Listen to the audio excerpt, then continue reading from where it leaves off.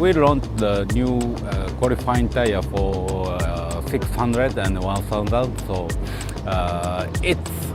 so we hope more entertained for the qualifying time. So this tire for only ARRC use, no other championship, no use. And before, so competition tire championship, some special tire using which gym, no use. But we are the one brand championship. But we supply some special tire for qualifying. So all rider equal and can use, and also the rider get explained how to use so not less tires. This is a good experience for rider to next step level. So I believe that for qualifying time, 3 laps attack to continue to the 3 laps. So it's possible, and also faster than 1 second from the race tires.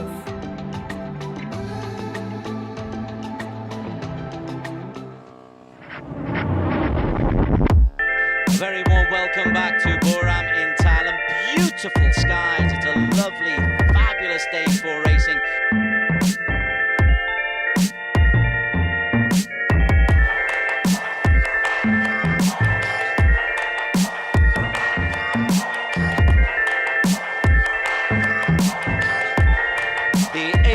Road Racing Championship is back.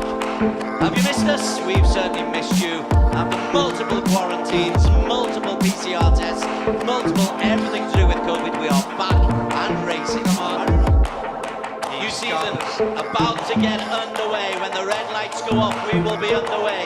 Ayuezo on pole, looks to his right again, wonders where the company is. Can't believe the 2 and 3 on final corner coming in, corner 12. Razor Danica goes on the gravel, and Razor Danica, can he squeeze it out? Razor Danica on the inside, Andy Mohammed finally, contact to go out, Ayoshi is out, the victory will go to Pioat, ahead of Razor Danica, Andy Mohammed finally, and then turn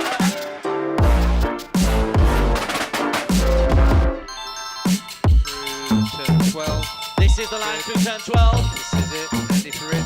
Oh, Andy Farid, he's barged him off. Andy Farid, who can hold on? No. Chip has slid off, and Andy Farid takes the victory from Helmi Asman, Ibrahim Noruddin, Irfan Force, Paoli the Paui will come into P5. He slides into this turn 3. Oh, big crash at the back. Big crash. Is that TJ? I think that's TJ. TJ Alberto, bike number 77.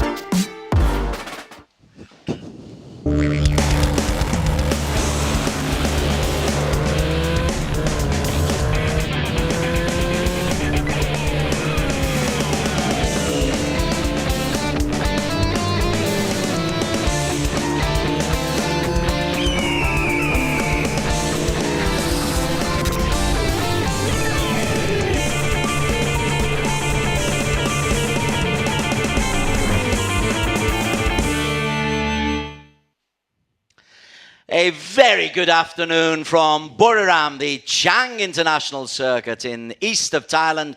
It is the venue for round one of the Asia Road Racing Championships. We're back with you after 2 years. Barry Russell alongside Des Corkill in the commentary box for this afternoon. And Barry, the conditions, the circuit, the racing yesterday, everything is going splendidly well. Conditions almost identical to yesterday, I'd say, Des. In warm-up this morning, we saw some lower lap times. The air temperature was hot, around 33, 34 degrees, even at 10 a.m. But of course, the sun hadn't been soaking into the tarmac for another few hours as it is now. Yesterday afternoon, we saw track temperatures in excess of 60 degrees. 36.4 degrees, it's warm and sunny, very little wind, 44% humidity. So for us, it's fabulous. For the racers, might be a little bit daunting. However, it's the racers who are the main thing. We've got 4 categories coming up for you throughout the afternoon. We start with the Underbone, the 150cc, the little buzzy bees that go flying around. Let's have a look at what happened yesterday.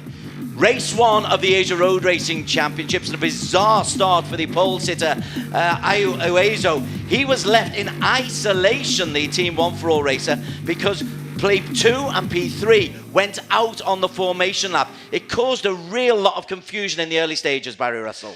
That was the start of what turned out to be a race of attrition, because we lost about a third of the field, probably more than that, during the course of the race. But that was a couple of early dropouts that are to be regretted, because we need to see riders of the calibre of Nazrul Izzat and Hafid Pratamaditya on the grid and competing for the win here today. The attrition that you spoke about, there were 4 did not starts, there were 5 did not finishers, but those guys who did finish, well, we had a debut from Jordan Badaru on the Honda Supra. We rarely see the Hondas doing well in Underbone, and yet they placed 2 and 4 in the final analysis, so maybe we're getting a little bit more bike competition into the Underbones. Absolutely. I think there's only 4 Hondas in this field, in fact. Yamaha has very much been the Underbone of choice.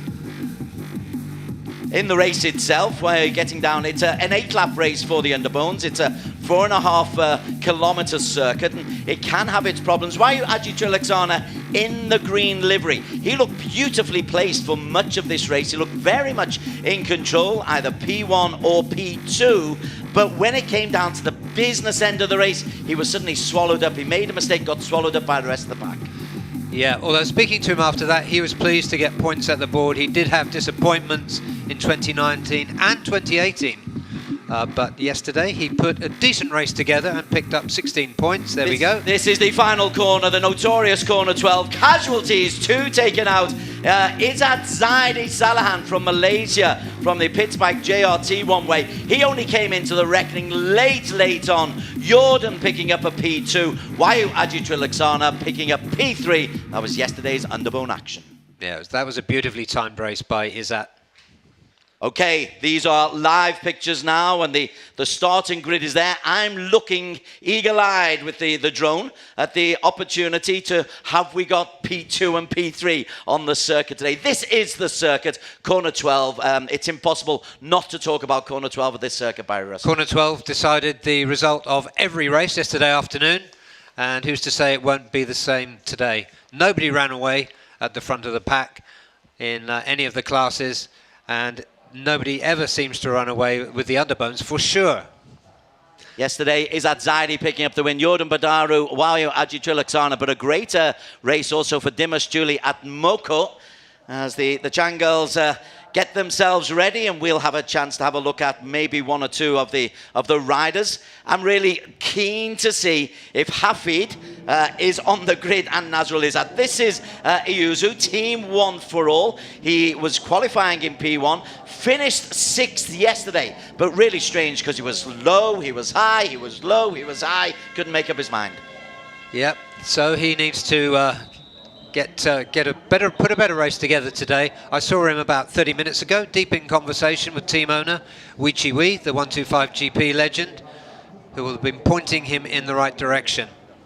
Hafid Pratamaditya, glad to see you there. Hopefully you can start the race this time. And similarly to Nazrul Izzat Mohammed. Nazrul Izzat won the first race in the Capri Championships over in Malaysia. So he's a guy in form. So him missing out on a DNS yesterday, very, very frustrating for the Yuma racing rider. So they are the pole 1, 2 and 3. It wasn't like that yesterday. It was crazy yesterday. Izzat Zaidi came through to take the victory yesterday from P4. Confidence will be high.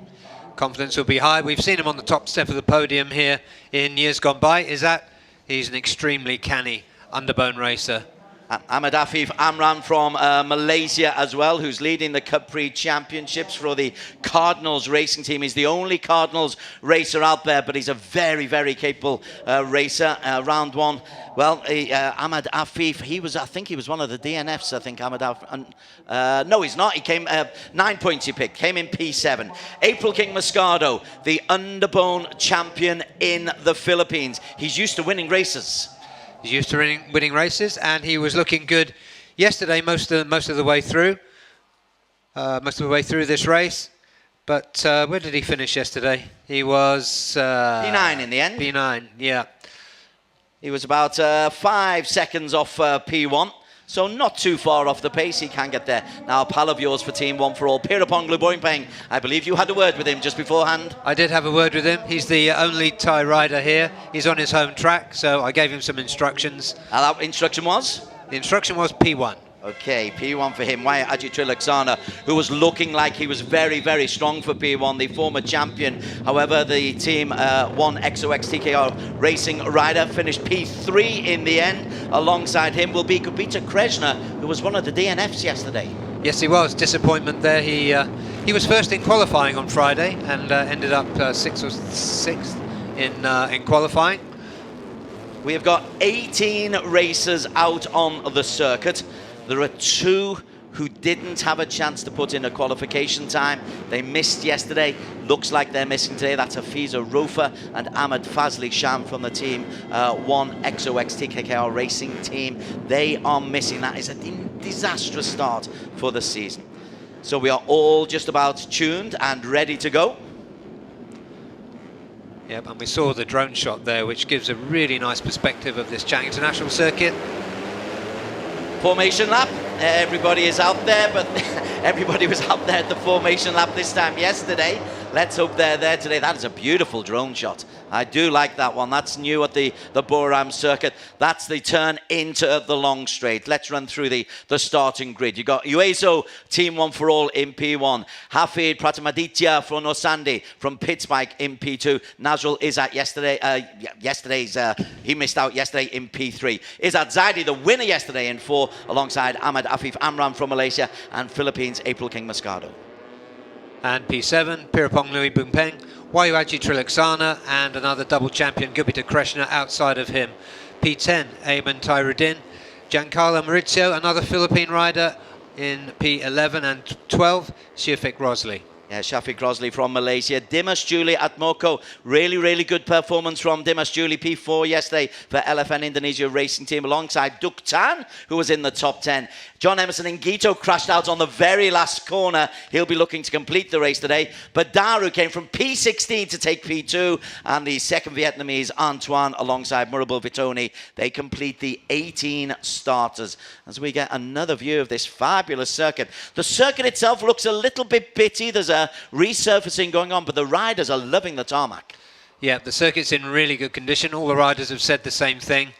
And it stood up incredibly well to the heat. The circuit's been used pretty much all the way through the pandemic shutdown, and everything's been kept working. The marshals are well trained. We've got a problem. We have got another problem, I think. He's That's one of the Cardinal machines, isn't it? It's Ahmed Afif Amran. It is, you're dead right. And he was trying to grab the attention of his pit crew. So once again, we've got mechanical issues on the formation lap. Gosh, the formation lap in itself has become a story in the ARRC this season. And was that an awkward little look down as well there for one of the LFN Indonesia Racing Team boys? Yeah, that was a little bit of a disconsolate look. Hopefully they can all get back to the grid and be ready to race. These are, of course, very highly tuned machines. So we've got one of the LFN machines there. So they're both there, so LFN are okay, but it's Ahmed Afif Amran, I think, is the one we need to be worried about. He's meant to be starting in P5. He did get a finish yesterday, but he's one of the star names at 150cc in Malaysia. And if he was to get another disappointment here, well, P5, can we see him? It's bike number 50. So there's the pole sitter, Waiwezu, alongside him, Hafid. Bike number 93 coming in there. 193, Duc Tan. Yeah, good results for the Vietnamese riders yesterday as well. 8, P8 and P10. They can be pleased with that. Where is Ahmed Afif? Okay, he's there. The man late coming in is Izzat Zaidi, yesterday's race winner. There you go, there's a bit of showmanship. Okay, everybody is fit and ready and is on the grid, ready to go. When red lights go out, we will be underway. The start is good, very good from Ayuezo. Yesterday he had a slow start with nobody for company. Today he's got a fast start. He's taken Hafid alongside with him, alongside Nazrul Izzat Zaidi. So everybody safely away, Barry Russell. Yeah, that's good. Oyewezu took a bit of a wide line, turned in very late for that corner and just got mugged. I think that was by Afif Amran, who's a very good underbone mugger indeed. Izzat Zaidi has made his way towards the front as well, yesterday's race winner. Afif Amran also in the midst of that, looking a little bit more relaxed than he did in the warm-up lap. It's just jockeying for position. Don't make any mistakes on this first lap, because it's 8 laps for the underbones. It's a long old circuit, particularly these long straights. They can have a real impact on you. But the man who's leading the way is Ahmed Afif Amran. And well, by underbone standards, he's got himself a healthy lead, but he'll soon be swallowed up by the pack. Absolutely, and you can see the effect of the slipstream from the results yesterday, the podium results, because Jordan Barderu and down P16. Yeah. Jordan and Ingito as well. We'll keep an eye on Ingito, bike number 22, because he raced very well Ingito yesterday, and the results won't show it as being very good, because he finished way out of the points because he was taken out on the 12th corner. Yeah, and he took himself out during Superpole, so he had a really rough day yesterday at turn 12. Everybody has a rough day at turn 12. So Wahyu Aji Trilaksana once again, the green livery of the Indonesian. He does like to lead from the front, doesn't he? He's one of those who doesn't like to be boxed in amongst the runners and riders towards the middle of the pack. Yeah, he likes a bit of elbow room, but he's being denied it very firmly. But we did see some of the best, I think, of Wahyu Aji Trilaksana yesterday. That's a nice lineup he's got himself for turn 12. Well, he did for 6 laps yesterday. He was leading into corner 12, or second in corner 12 in each lap yesterday. Hafid leads from Wahyu Aji, Nazrul Izzat, Afif Amran, Gupita Krishna, April King Moscado, Giancarlo Maurizio, so the 2 Filipinos playing catch-up with each other, Uezo, Shafiq Rosley and Dimas Julie, but it's very tight, very congested. The good news, we've not lost anybody. Absolutely. Yeah, very pleased to see that. And we got 2 neat lines of, reasonably neat lines of underbones. Just looking at the 2 Vietnamese, they keeping themselves towards the back of the pack, Antoine and Duc Tam, whether or not that's deliberate or just because they're struggling a little bit with the pace, as everybody now gets used to the circuit, used to the conditions, used to being back on the Asian scene. It can be a bit mind-blowing, because you can be great in your own domestic category, and then you go into best of Asia and it all steps up a notch. It definitely does, yeah, absolutely. But some of these guys have stepped up really well, and our friend who finished second, Jordan, yesterday, was definitely one of those. Certainly was. Wahyu Aji Trilaksana still leading the way as we have a look at 202 Dimas Yuliak Moko, who's moved up from 10 into the top 5. To the intricate part of this circuit, where you're constantly shifting weight, constantly be eyes in the back of your head, who's around you, who's in front of you, who's making a move inside, outside. It's all about keeping out of trouble at this stage. Yeah, Gupta Krishna there looking good in P3. Ahmed Afif Amran in P2 as well. He is highly regarded. I tell you. And for Cardinals to actually bring just one racer and it be Ahmed Afif Amran, yeah, there's a budgetary element to it as well, but he's also an outstanding racer. Yes, he is. We've seen a good deal of him in ARRC as they duck down. Nobody's getting right under the screen, as they sometimes do. There's too much going on around them. Jordan Badaru nearly had a moment then, but it'll actually be Murabil Vitoni who leads from Nazrul Izzat. Now, Vitoni was a complete non-starter yesterday. He's the third of the LFN racing teams. He's bike number 157. Nazrul getting himself back to the front. This is better. Yeah, yesterday there was too much attrition. Yesterday we had so many non-starters. We've had 2 non-starters today, admittedly, but yesterday it was better, and people are taking different lines coming down the long main straight. Yeah, this is Underbone. This is more like it. Yeah, that's nice to see. We had 2 neat lines the previous lap. This time they were all over the place. There's plenty of room for these small 150cc motorcycles, which, by the way, were hitting speeds of 177 was the fastest on the long straight yesterday through the speed trap. It certainly was. They can shift just a little bit. 87, Nazrul Izzat Bahoudin. He's on the outside there. Again, they're spread right across the full width of the circuit. Then they'll come into the apex, trying to just get the right line. Still Wayu Aji Trilaksana. Look at the green livery of Wayu Aji. Does like to be leading from the front. We are on lap 3 of 8.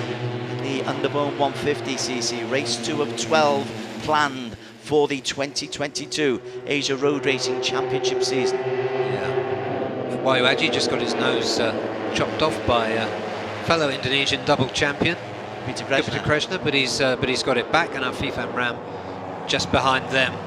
Look at the quality in this field, it's incredible. Yeah, Gupita, he was frustrated yesterday that he crashed out.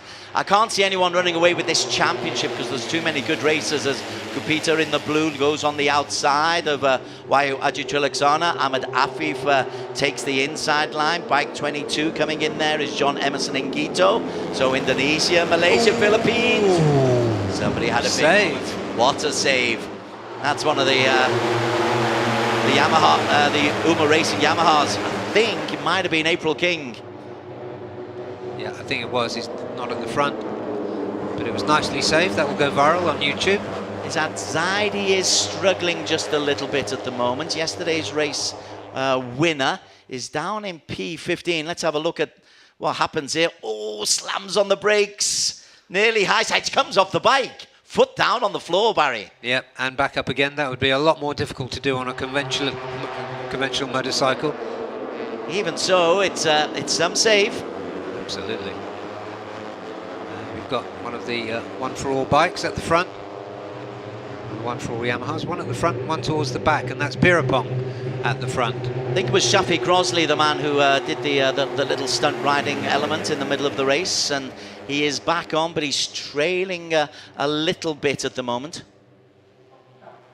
Yeah, it confirmed it was Shafi Crosley, as Gupita Krishna leads from Ahmed Afif Amran. And then coming through is Izzat Zaidi. Ahmed Afif. Now we're getting a little bit more of a train. Now we're just getting a little bit spread out as we approach the halfway line. 87 coming through. Nazrul Izzat. And John Emerson Minguito also up there again. Ahmed Afif Amran from Malaysia leads the way. He's being shadowed by Murabil Vitoni, who was a non-finish yesterday. Cardinals Racing Team Malaysia, best time of 2:04. Fastest lap so far from Dimas Juli Abmoko, a 2:03.656. Hafid coming through. Hafid Pratamaditya. Shafi Crosley still at the back. Ahmed Afif Amran leading the way as we come to the halfway point of this race. It is indeed at halfway. Ahmed Afif Amran, Nazrul Izzat, followed by Hafid Pratama Mediatya, then Ayman Tarudin, Dimas Juli, Gupita Krishna, Murabil Vitoni, John Emerson Ngito, Pirapong Globoimpeng, and Uezo down in P10. And just to show you what a lottery this is, the fastest lap, which is 2:03.073, is by the man in 12th place, Shafiq Rosli. Well, he did. To be fair, he did do a little pirouette halfway through the race. So it definitely wasn't that lap, but yeah, you can be fastest man on the track and in P12 in this class. Izzat Zaidi, yesterday's winner, is in P13 as we speak. Ahmed Afif Amran still leading the way. Tell you what, this boy is really one to watch out for. I keep talking about Wayo Ajitrilaxana and Gupita Krishna, but Ahmed Afif Amran is a rider who is confident. He's used to winning races. He knows how to win races, and he's got the whole focus of the Cardinals racing team behind him. Yeah, and it's a good dynamic in this class to see the more experienced champions and the less experienced riders coming through. We just had confirmation of Shafiq Rosli, that fastest lap, 203.073. Not many have gone inside 204. Uezu, who's down in P10, was pole sitter. He's had a 203. Yeah, once again, pogoing up and down. That is exactly what he's doing. Punk is coming back into fashion, courtesy Uezu. Leading the way, though. Well, Afif Amran has just had that lead taken by Nazrul Izzat. Remember, Nazrul Izzat was on the first row of the grid, qualified on Saturday morning with a lap time of 203.350, getting up to speeds approaching 170 kilometers per hour. Yeah, and he was fast all the way through free practice and the test on Tuesday and Wednesday. Ayman Taroudin, bike 55, the teammate of Afif Amran, but it's Afif who leads with 3 laps to go, and he's pulled away a little bit. He's taken Nazrul Izzat with him. Shafiq Rosli is up into P3. Shafiq, who did the stunt work, Dimas Julian, Ayman Taroudin, John Emerson Agito, Murabil. So still a long way to go. We've still got a third of the race to go, but this is building up very nicely. Yeah, and just looking a bit further down, Wayo has dropped behind the pogoing Uezu down to P11. Interesting that the both Filipinos are struggling. April King Moscado down in P15, although we did just post a time inside 204. Fastest lap, Shafiq Rosli again at 202.650. He's the only guy inside 202. We've got a casualty. We've got a casualty, and I think it's one of the Filipinos. Possibly a break down there, and Afif, as you said, Des, trying to make a break, but the slipstream effect makes that really difficult. Ayman Taroudin in P2. I do apologise, there's 2 Cardinals racing riders. I'd forgotten all about Ayman Taroudin. He's the younger of the 2, but Ahmed Afif Amran, gosh, he's got himself a good 40 metres there. Nazrul Izzat is trying to lead the chase. Taroudin is also in there, but Nazrul Izzat in P4. Yeah, so he's literally got his head down, Afif Amran, and he'll be looking to see if he can break the toe. It's so rare to see a breakaway in this class. Particularly this far from home. This is a long way to go. There's still over, what, 12, 13 kilometres still to race. Yeah. That's a big gap. Let's see as they go across the line. Taroudin has gone alongside with him. So he'll come into corner number 12, and this is when we'll get an accurate difference between him. So it's Cardinals racing 1 and 2 going into corner number 12. Taroudin goes very, very wide, but Ahmed Afif Amran, he crosses the line first now. Dimas Julie leading in P2. The lead is 2.2 seconds. That's a big lead. That is a big lead. Can he keep it? He should be able to, because they're not close enough to catch his draft. Taroudin took a very, very wide line there, so a big lead for Ahmed Afif Amran. Head down, hunkers down over the handlebars and tries to keep on this long straight. When you're on your own, you've got no slipstream around you, but it looks like he's maintained that lead as he goes into the hairpin first. Dimas Julie is chasing, Izzat Zaidi is chasing as well, but Wayo Ajitrilaxana is the man who's leading the pack, and you can see him, he's urging everybody, let's slipstream. We can't let Ahmed Afif get away. Yeah, this is peloton tactics, trying to help each other back up towards the man at the front. Let's see how much help there is on the last corner. But that's some proper daylight that Afif Amran has put between himself and the rest of the field. Peloton is working hard behind him, trying to get close. Hafid was who's dropped out. Hafid for the second time. Pratamaditya, I told you somebody's dropped out. It looks like it's Hafid because he's in P18 at the moment. And hasn't got a lap time for Sector 2. So a nightmare weekend for Hafid. He got himself in P2 in qualification. He's got no interest in this race as we come towards the latter stages of the penultimate lap. Dimas Julie leading the charge. Vitoni's in there as well. Wayu Aji in the green. He's chasing, but he's held on to this lead, Barry Russell. Yeah, he has, and I'm just looking at another really good performance by Dimas Julie, you just mentioned. Pirapong Luboimpeng has come into it. He's maybe listening to what you said. Right, we go into the last lap. Pirapong is just eased out into P4 or P5. Ahmed Afi Framran made a run from home. The lead was 2.2 seconds. It's inside 2 seconds now. Go, go, go. He doesn't need any encouragement. Ahmed Afi Framran, Cardinals Racing Team. What a tactic.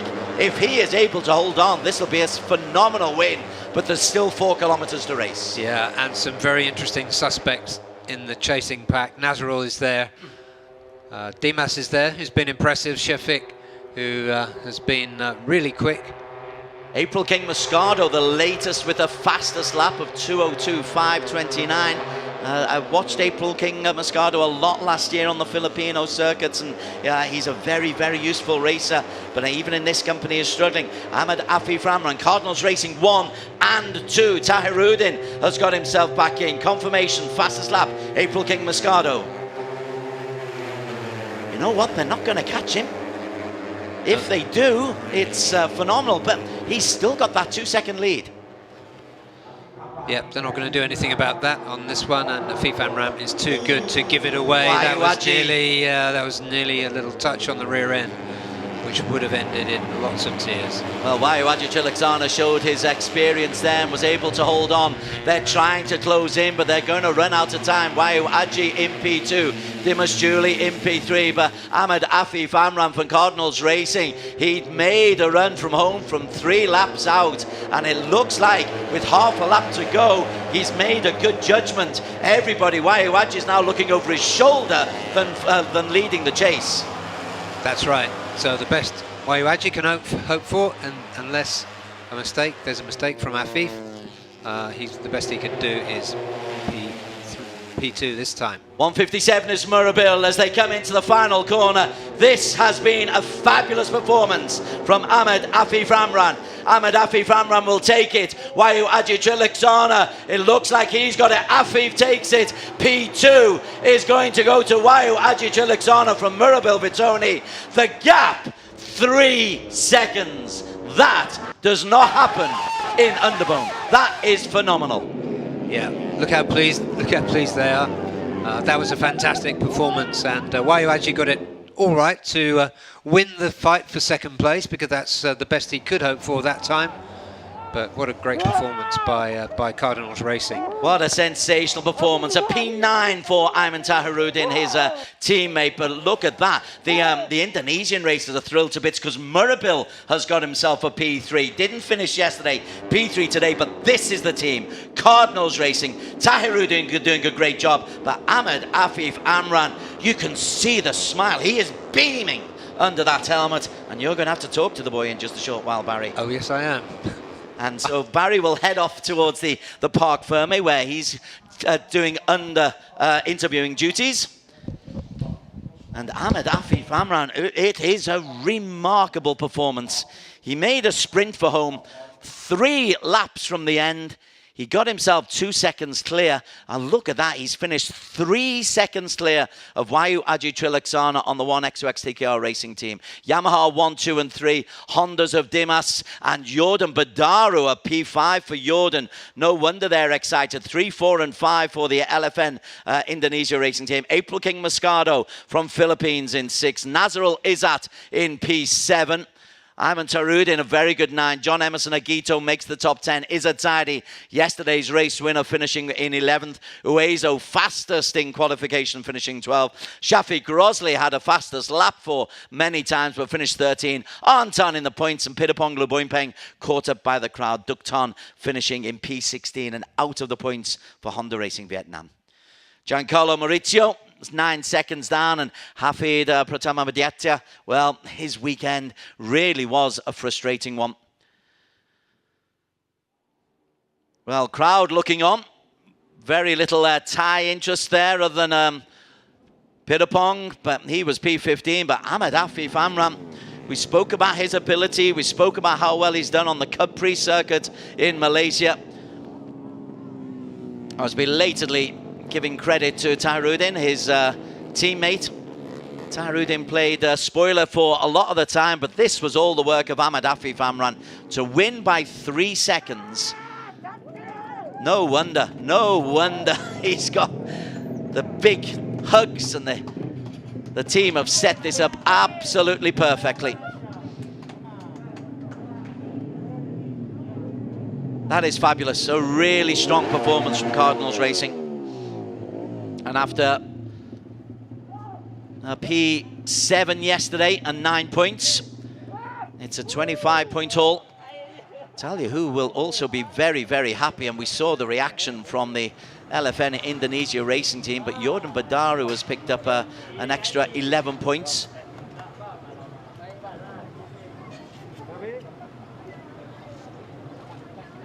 Ahmed Afif Amram, just having a little look back at, he started in P5.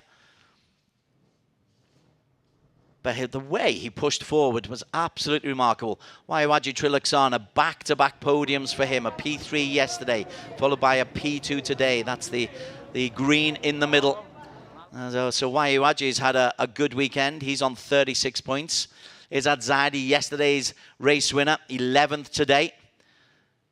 So Waiwaji will probably be the very, very early race championship leader.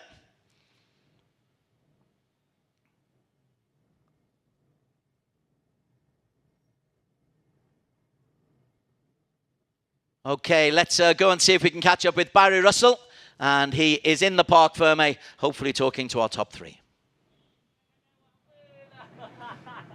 And we're here in Parc Ferme with the 3rd place finisher, Murabel Vitoni. Murabel, this is your first trip to ARRC.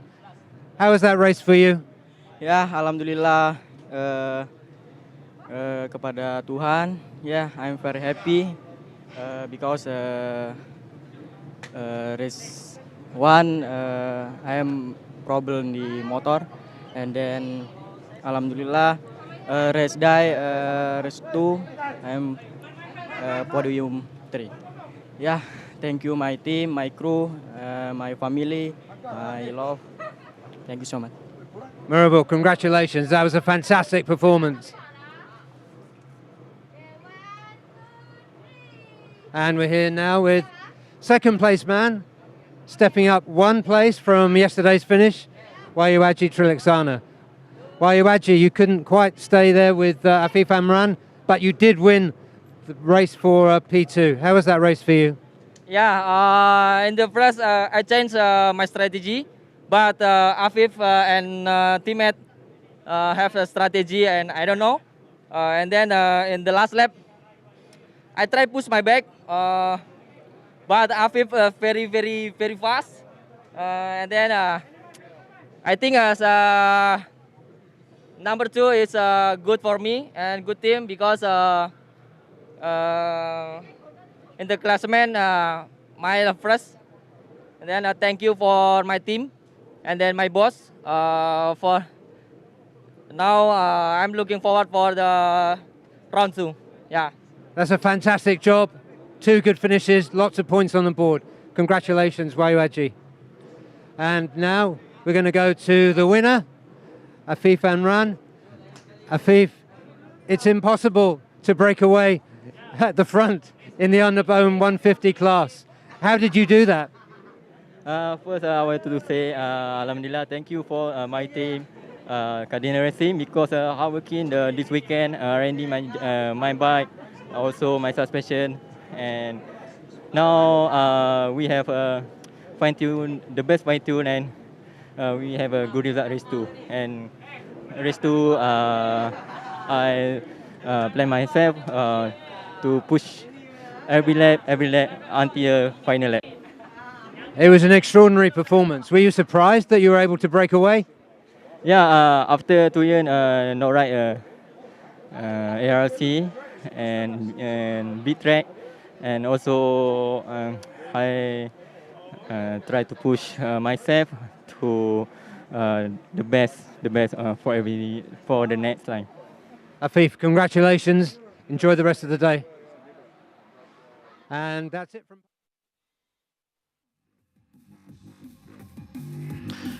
Race highlights of race number 2 of the season in the Underbone 150cc category. Thankfully, all the casualties of yesterday, where we had 4 did-not starters, didn't happen today, and we had all 18 on the grid with the absences of Hafiza Rosa and Ahmed Fazli Sham, of course. However, once we got underway, Ahmed Afif Amran from the Cardinals Racing Team, you can see him in the lime green wheels. He was very, very close to the top, as was Murabil Vitoni. He was a non-finisher yesterday. Team One for All's Uezo, who was on pole in the lime, in the yellow and red. He was pushed out into P12. But the Indonesian categories here, the Murabil Dimas groups, they were very, very strong today. Midway through, there was no indication of what was going to happen, but just about here, 3 laps to go, Ahmed Afif Amran for the Cardinals Racing Team makes a big move. That's where we lost Hafid Pratamadieta from Indonesia, so a nightmare weekend for him. But look at the lead that's been established by Ahmed Afif Amran. It is really, really rare to see somebody get 2 seconds clear and then be able to hold off the peloton efforts of the chasing pack. But Ahmed Afif Amran went into the last lap with a 2.2 second lead, and he was able to hold on behind them. Wayuaji Trilaksana has to just ease his way back into contention, whereas Ahmed Afif Amran was 3 seconds clear when we went over the line. Wayuaji Trilaksana will pick up P2. Murabil Vitoni will pick up P3 ahead of Dimas Juli Apmoko. Really good day for LFN Indonesia Racing Team, because they got 3, 4, 5. But that's the reaction for Cardinals Racing, and Ahmed Afif Amran winning this race by an unheard of 3 seconds.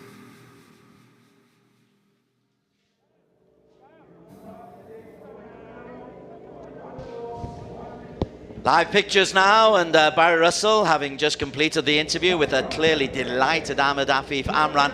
And he looked really cool about it. He made the early move 3 laps from home. He didn't seem surprised that he was able to hold on. He said he was, but it didn't seem it. No, he did say he was, but that was, I think it was just a plan that paid off. In reality, you can't expect to win an Underbone race by 3 seconds.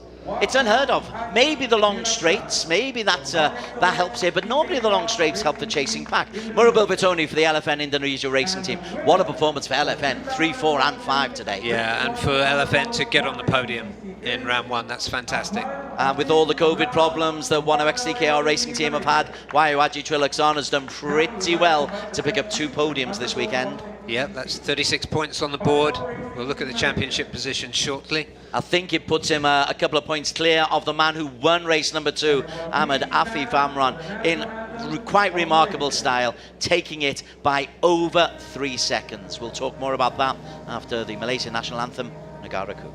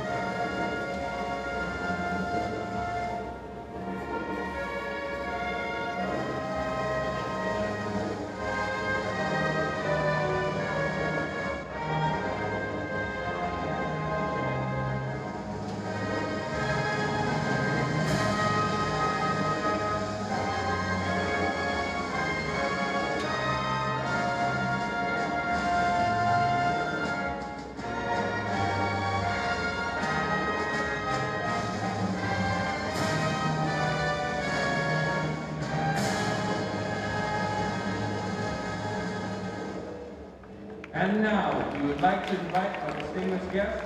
So the sponsorship adornments go on.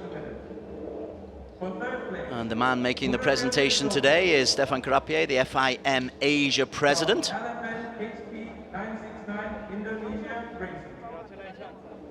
It's been worth his while coming along. He's seen some really, really good racing.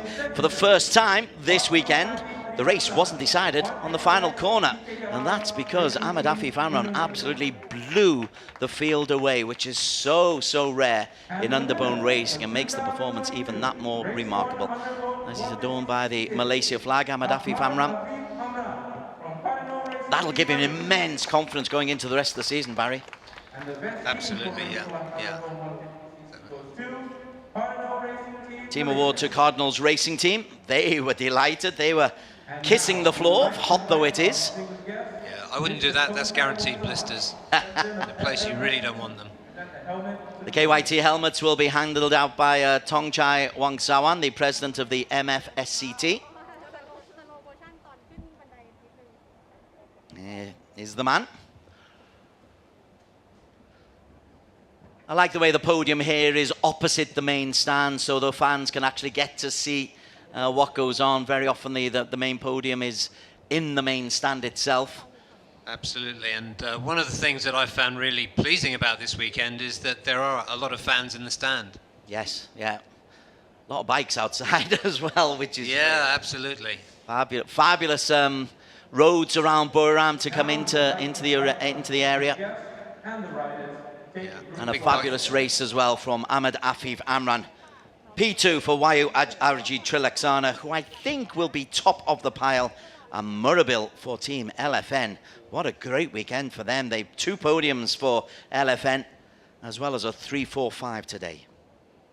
Once again, please give a big round of applause to the winner of race 1, Underbone 150cc. Properly international. We're in Thailand, celebrating a Malaysian winner with Indonesian 2 and 3. Let's have a look at the standings. It is Wayawaji 2 points clear of Ahmed Afif Amran. Izzat Zaidi, yesterday's winner, 30 points in P3. Behind them, Jordan, who I think was demoted a place just today, 28 points. Dimas Julie, but it's all looking pretty good. The Honda's doing very nicely. Ayman Tarudin, April King Moscato, best of the Filipinos on 18 points. Further down, Uezu pole for both races, but only 14 points from the weekend. John Emerson and Gito picking up 11.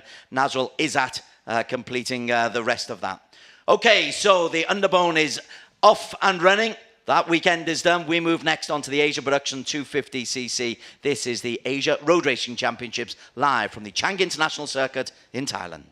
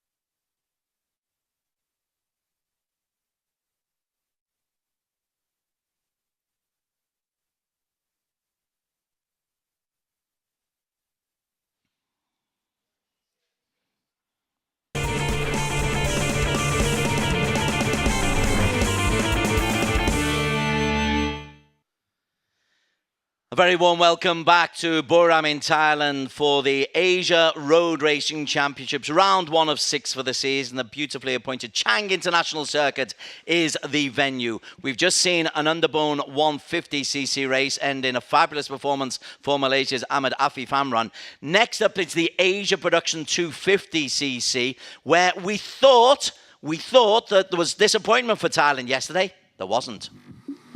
These are the highlights. Look out for Thailand's Piawat Patumyasi, bike number 188 here in these highlights. He's regularly at the front, P3, just as we look in the early stages of this race. He had a slight moment then, was able just to adjust, and he was always close to Adananta Putra, Ray Ratakore, and Reza Danica Arons. Reza Danica Arons, bike 123, but also the Kawasaki's of Andy Mohammed Fadli, a former AP 250 champion. Andy Mohammed Fadli it was who was leading with 6 laps to go, but the real battle was between Reza Danica, bike 123, and Adananta Putra, bike 21. With 188, just at the back end there, Piawat Patumyos, just making sure he was keeping close. The only tie in the AP 250 category field. Everybody was supporting. There was real noise in the grandstands in Buriram as Piawat tried to make his way towards the front. There you can see he's just edging his way inside the Kawasaki's, and by now he's got himself into P2. Close behind him, Anji Setiawan, Andy Mohammed Fadli and Ayoshi on the Kawasaki's were doing pretty well. But now it was down to a race between the top 4 coming into the final 2 laps, and Piawat begins to make his move. And then Adananta Putra, though, bike number 21, he's the real story of the last lap or so. You look at bike number 21, there he is in P4. He made a mistake, though. He exceeded track limits, and although Adananta would go on Reza Danica would go on and take the race victory. Sorry, Piawat would go on and take the race victory, but he exceeded track limits on lap number 12 on turn number 4. Reza Danica would be awarded the victory. He was given it ahead of Piawat, so everyone was cheering for Piawat. The pole sitter actually became the race winner, but he was later judged to have dropped down into P2, and Reza Danica got the victory. Oh, very confusing, but Piawat, although he celebrates being the winner, was not the winner because he abused his track limits. That's the fundamental thing. Corner number 4, Piawat was adjudged to have abused track limits. Reza Danica elevated to P number 1. Andy Mohammed Fadli in P3. Okay, that was yesterday. This is now live today at the Chang International Circuit, round 1. It's a 4.5 kilometer circuit with 12 corners. Corner number 12 is always the place we really want to be looking at because so much action goes on there. Piawat, who went over the line first yesterday, is on pole position, and I believe we can get a word with him with our co-commentator, Barry Russell.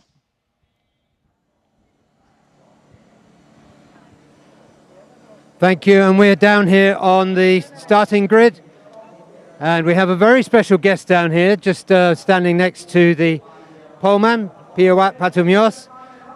We have Thailand's first ever Grand Prix winner, Somkiat Chantra.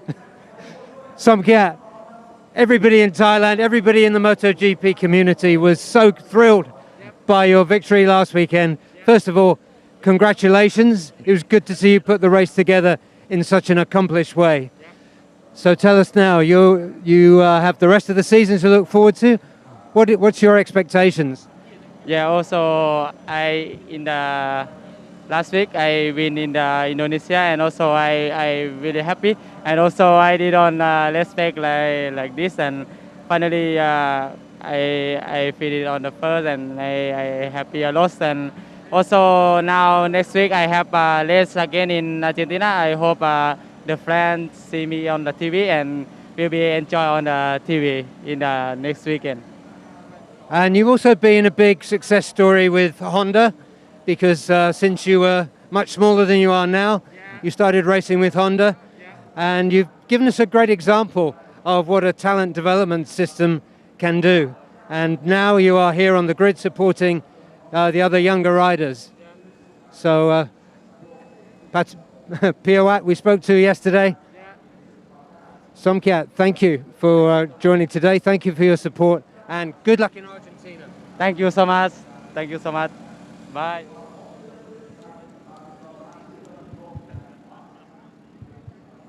And there we have it with Somkiat. The excitement has barely worn off from his victory last weekend, as you can see.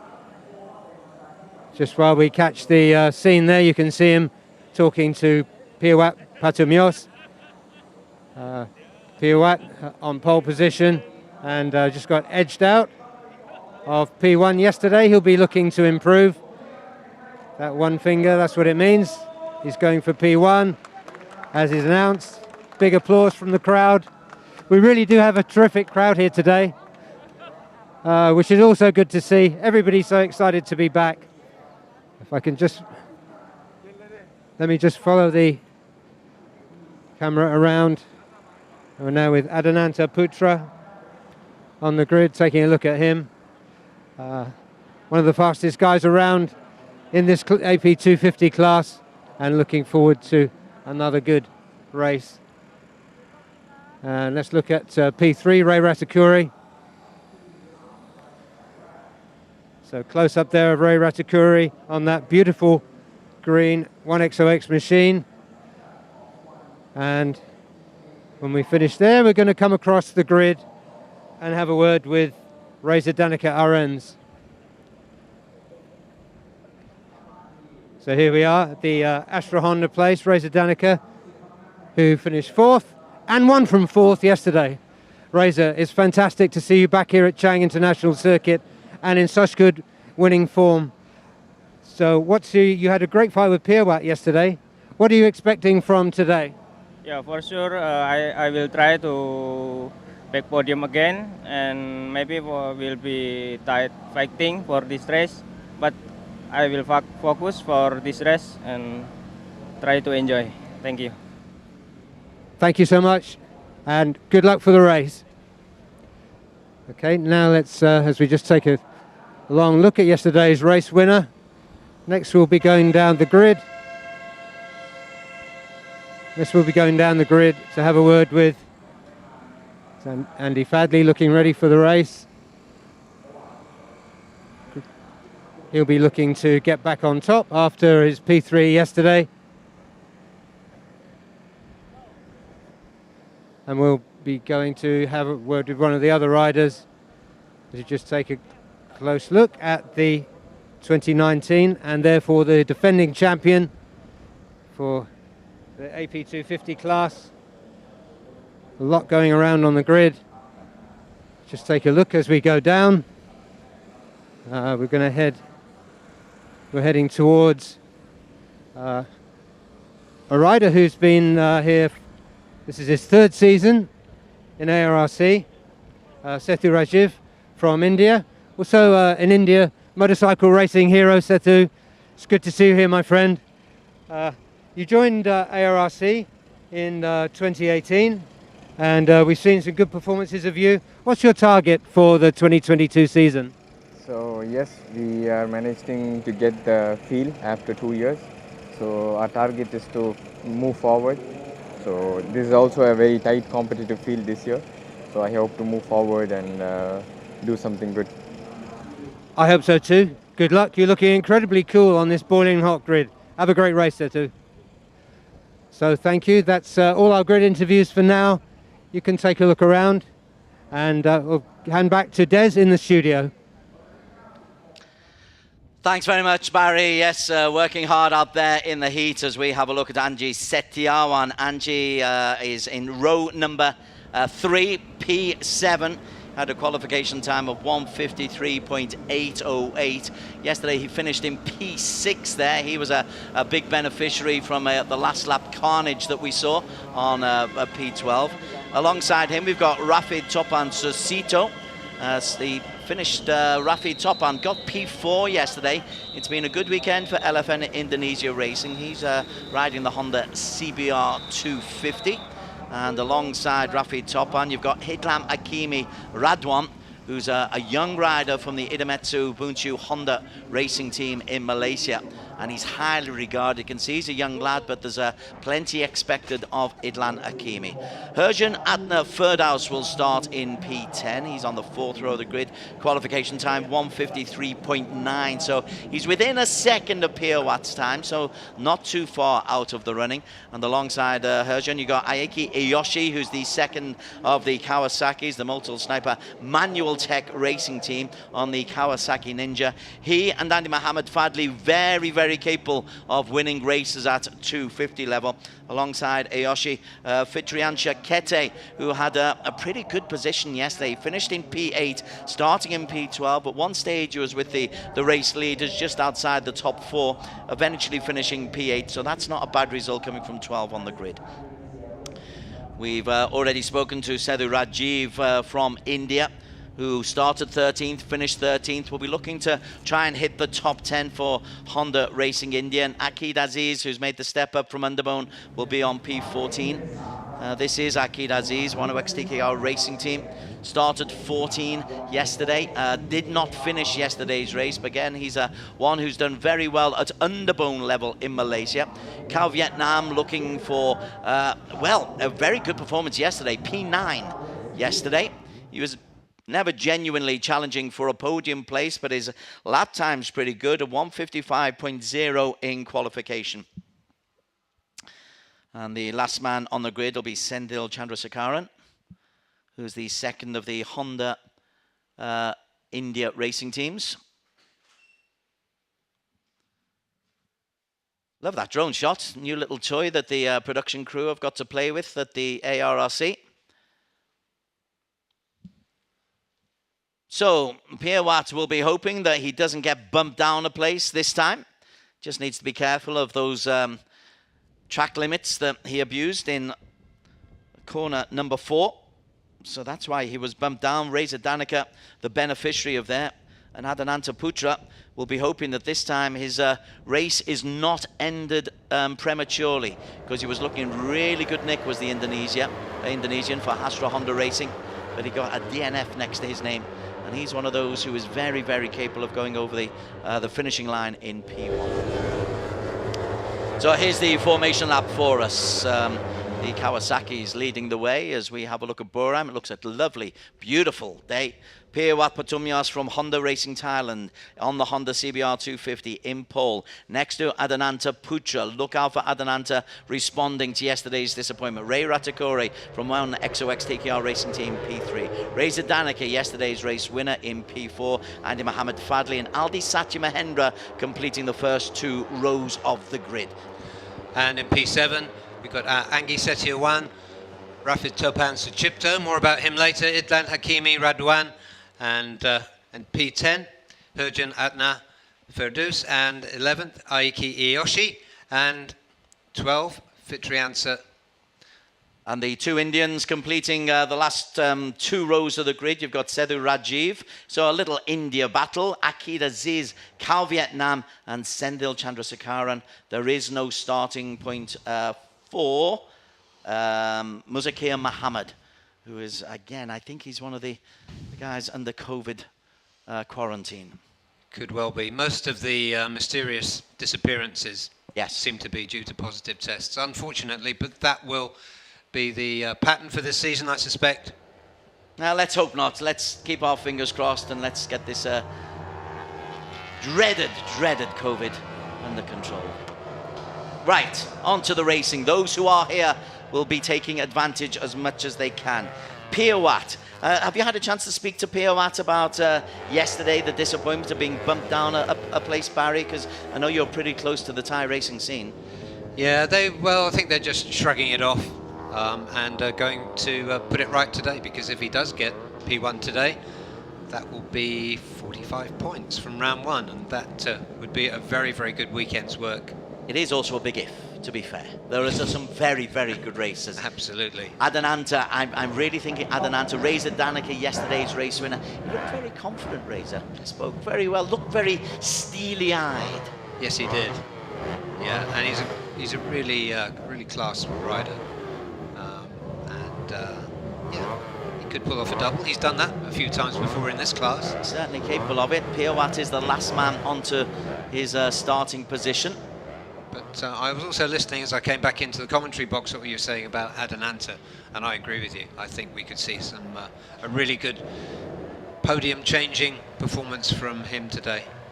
Red lights are off, we are underway. Piawat's got off to a solid start, so has Adananta, bike number 21. In fact, bike number 21 has stolen a march on just about everybody as they come into this tight first corner.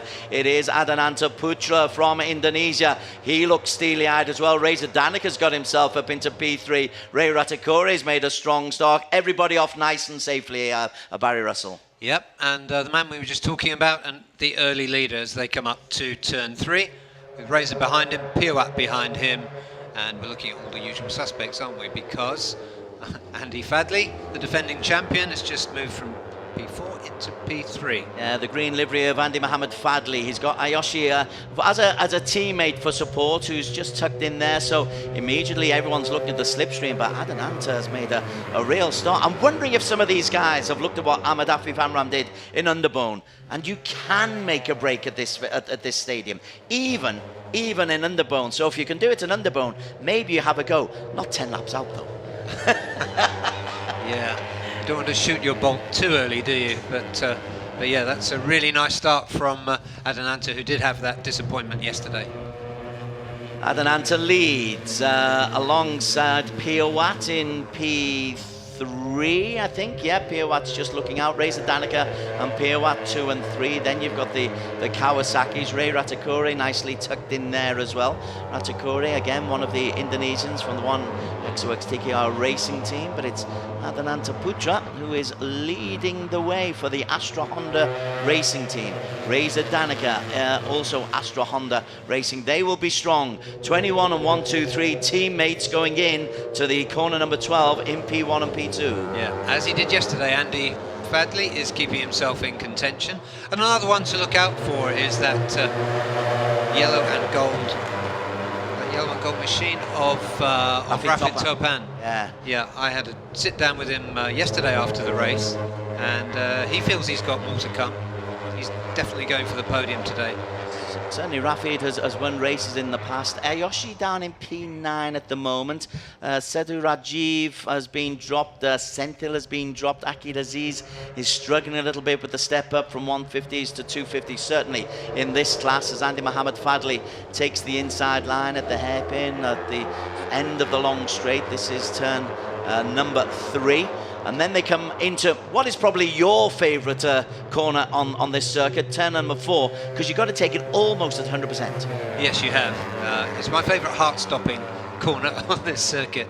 It really is good. You come over at that little crest blind into the corner, and you just have to know where you are from having been around there a few previous times. Yeah, that blind spot is awkward, and the runoff tells you that is a nasty little corner if you get it wrong, so they give you plenty of options to save yourselves. Absolutely. It doesn't do the bike bodywork any good, and it certainly doesn't do the That's no bodywork done good for the bike either.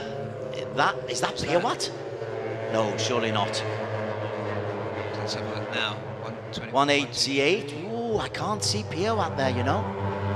Let's just see. Got the unless it wasn't Setu Rajiv, maybe Cal Vietnam. I was looking at the colours. I didn't get a clean look at the helmet, but we'll have a look at that. Okay, and here it comes.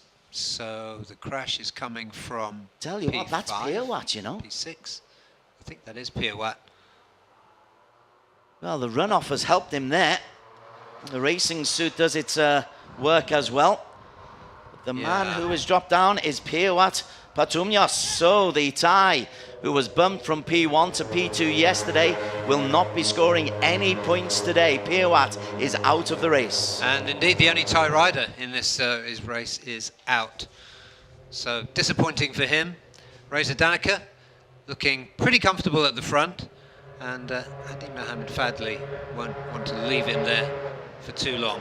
Interesting that you see Ayoshi is there into P5 as well, but Rafid Topan as well in the black and gold of the LFN racing team out of Indonesia. they've made a real impact, haven't they? They've got smart colours, they've got the bikes well worked, they were a neat and tidy operation inside the pit lane. Absolutely. They've got no data for this track, but they've had 2 days of testing and now 2 days of competition, to the 3rd day of competition now. And it's not very often a rider actually beckons you over to speak to you, but he did yesterday, and he did sound confident. And look at that. Thank you, Rafid. Another interesting one there, Aldi Setya Mahendra, the youngster, the young Indonesian for the Yamaha race, the Yamaha Indonesia team. He's in the blue livery. Now this is a really young kid who's making the step up from Underbone into 250. He had a bit of an education yesterday, but this time it looked like he's hanging on a little bit better to the front end of the field. Yeah, he's one of these young riders that comes in with a load of confidence. Obviously his advisors have told him it's difficult to race in this class at this level, and he's just getting his head down, as we saw him in Underbones previously. Ayoshi with the lead for the Kawasaki. Reza Danica in P2. Adananta Putra in P3. Astra Honda Racing just trying to build on yesterday's victory through Reza Danica Arans. There is Reza Danica, has a look on the inside, but Ayoshi is leading the way. Andy Mohamed Fadli has been left a little bit, him and Ray Ratukore, and Aldi Satya's moved into P5 in the blue livery. Really keen to see if one so young can really develop in this category. Yeah, I agree. And there's Reza Danica just going through on Aiki Ayoshi, followed by Adananta. Ayoshi has, for me, been disappointing so far. Let's hope he can do something. He's a very quick, aggressive rider, so let's hope he can put a good race together now, as we have 7 laps to go, plenty of time. Adananta Putra leads, Rafid Topan in P2. Ayoshi, who was in 1, moves back into P2 ahead of Rafid. Aldi Satya and Reza Danica. Slipstream very helpful, just allows you to move on the inside. Make sure that you don't touch wheels as it gets so congested there. Oh, we saw there having to be a correction from Ayoshi as he was forced a little bit wide. Just had to stand up. He lost a couple of places as a result. Yeah, there's been a little bit of flexing. I noticed Andy Mohamed Fadli a couple of laps ago just showing Reza Danica the way around turn 3. Reza Danica showing Adananta Putra the way around the circuit at the moment. And you're quite right, you mentioned Rafid Topan. I've had my eye on him ever since, and he's looking nice and confident, nice and compact.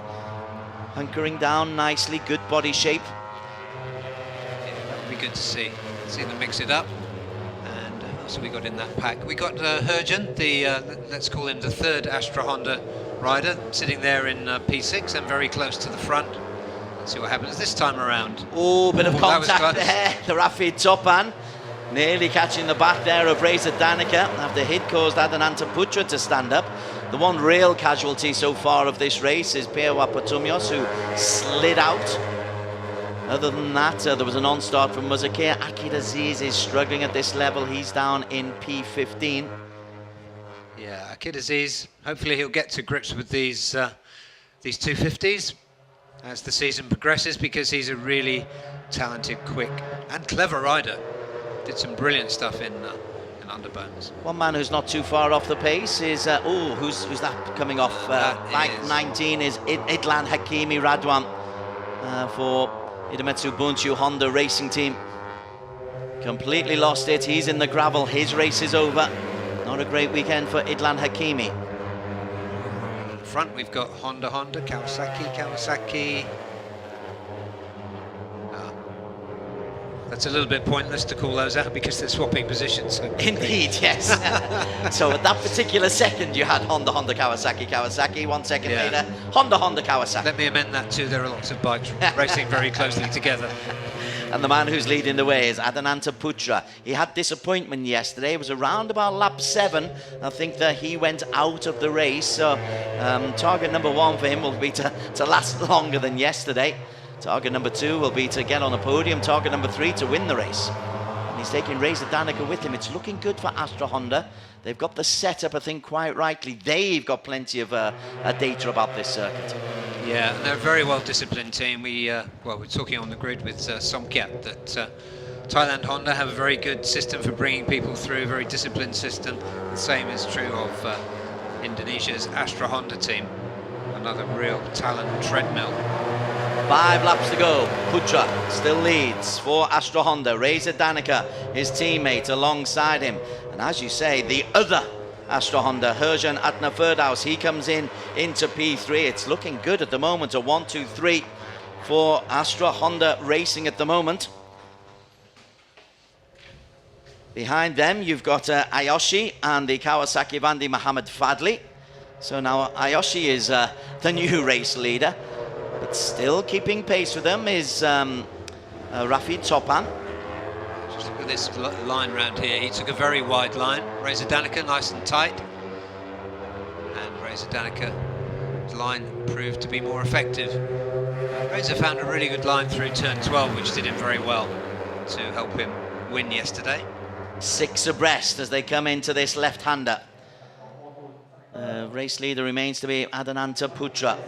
Andy Mohammed Fadli in P3, just goes on the inside of Herjan Atna Firdaus into P2. This could get really congested because nobody's really been able to break away. So we know corner 12 on the last lap is in everybody's minds because that's what decides so many races at this circuit. That's right. And after that earlier mistake, Rafi Topan moving back up into P3 this time, behind Fadli.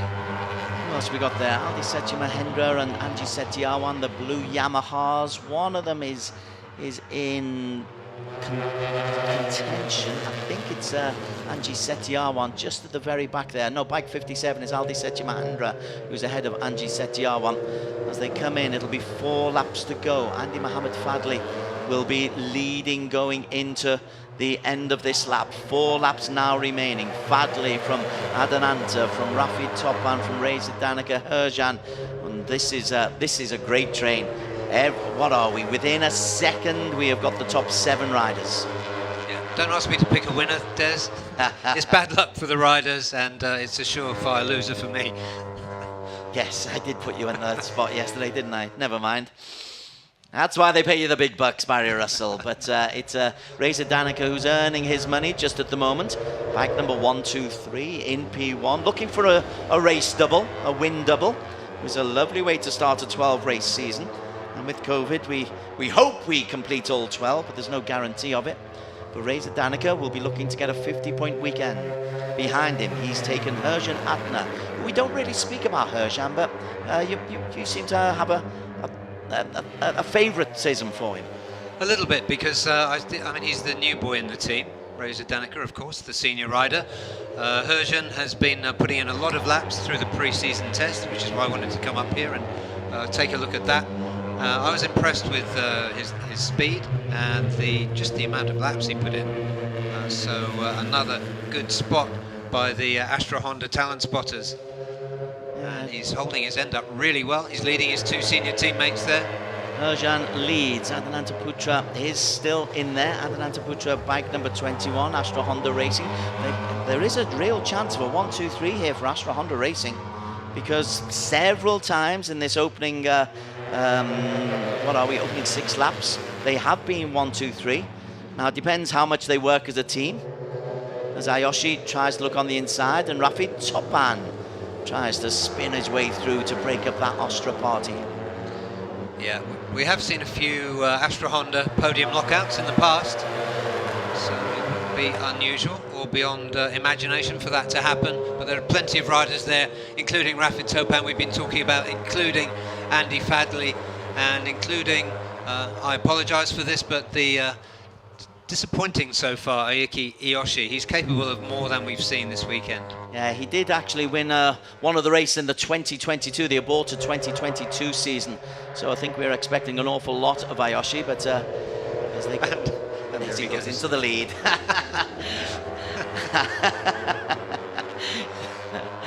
Never mind, Barry, never mind. Watch him go and win. He'll break away. My karma's coming back from yesterday.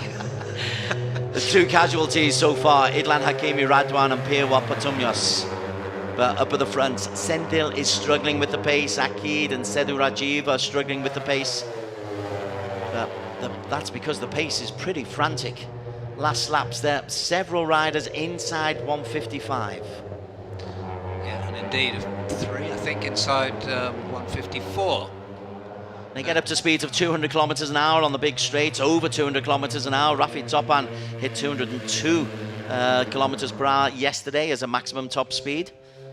Herjam was also above 200 kilometers an hour, so they're really putting their foot down when they possibly can. Astra Honda leading the way, 2.5 laps still to go. 2, 3, 4. How many bikes have we got in that train? 10? Yeah, all within a second. I mean, although Adananta and Reza Danica have dominated from the front, and Ayoshi and Andy Mohamed Fadli and Rafi Topan are in there as well. Ferdows has, he makes very interesting reading as well. Nurjan Adna, Astra Honda 1, 2, 3. Look at that, look at that. There's a possible lockout here. Yeah. Kawasaki Ninjas have got to get themselves a little bit closer to the action. Yeah, Aiki Yoshi caught the draft there of, I think that was Herjun, to move inside as they went through turn 1. Let's see what happens on the long drag. But on 3 occasions, as they come through lap 12, 1, 2, 3, Astra Honda Racing. I think that is looking very, very strong for them. Yeah, let's see, the line through turn 3 has been interesting. Aiki Yoshi has been taking a wide line, which hasn't always worked out for him. Now he's trying. He's going wide again. Top 10, all in with a chance. Ray Ratakore's there, Angie Setiawan's there. They're at the back of that train, but they've not been caught up. They've been able to look after their tyres because they've not been racing as such. They've just been taking nice clean lines. Angie Setiawan is another rider who, I would say 2022, he needs to start putting some good races together. He's got the speed. I remember saying that a few years ago, Andy Mohamed Fadli. Yes. Who began putting races together in 2018 and then, of course, put that magnificent championship year together in 2019. He was winning race after race after race, Andy Mohamed Fadli. I don't think that's going to happen this season because it's very congested.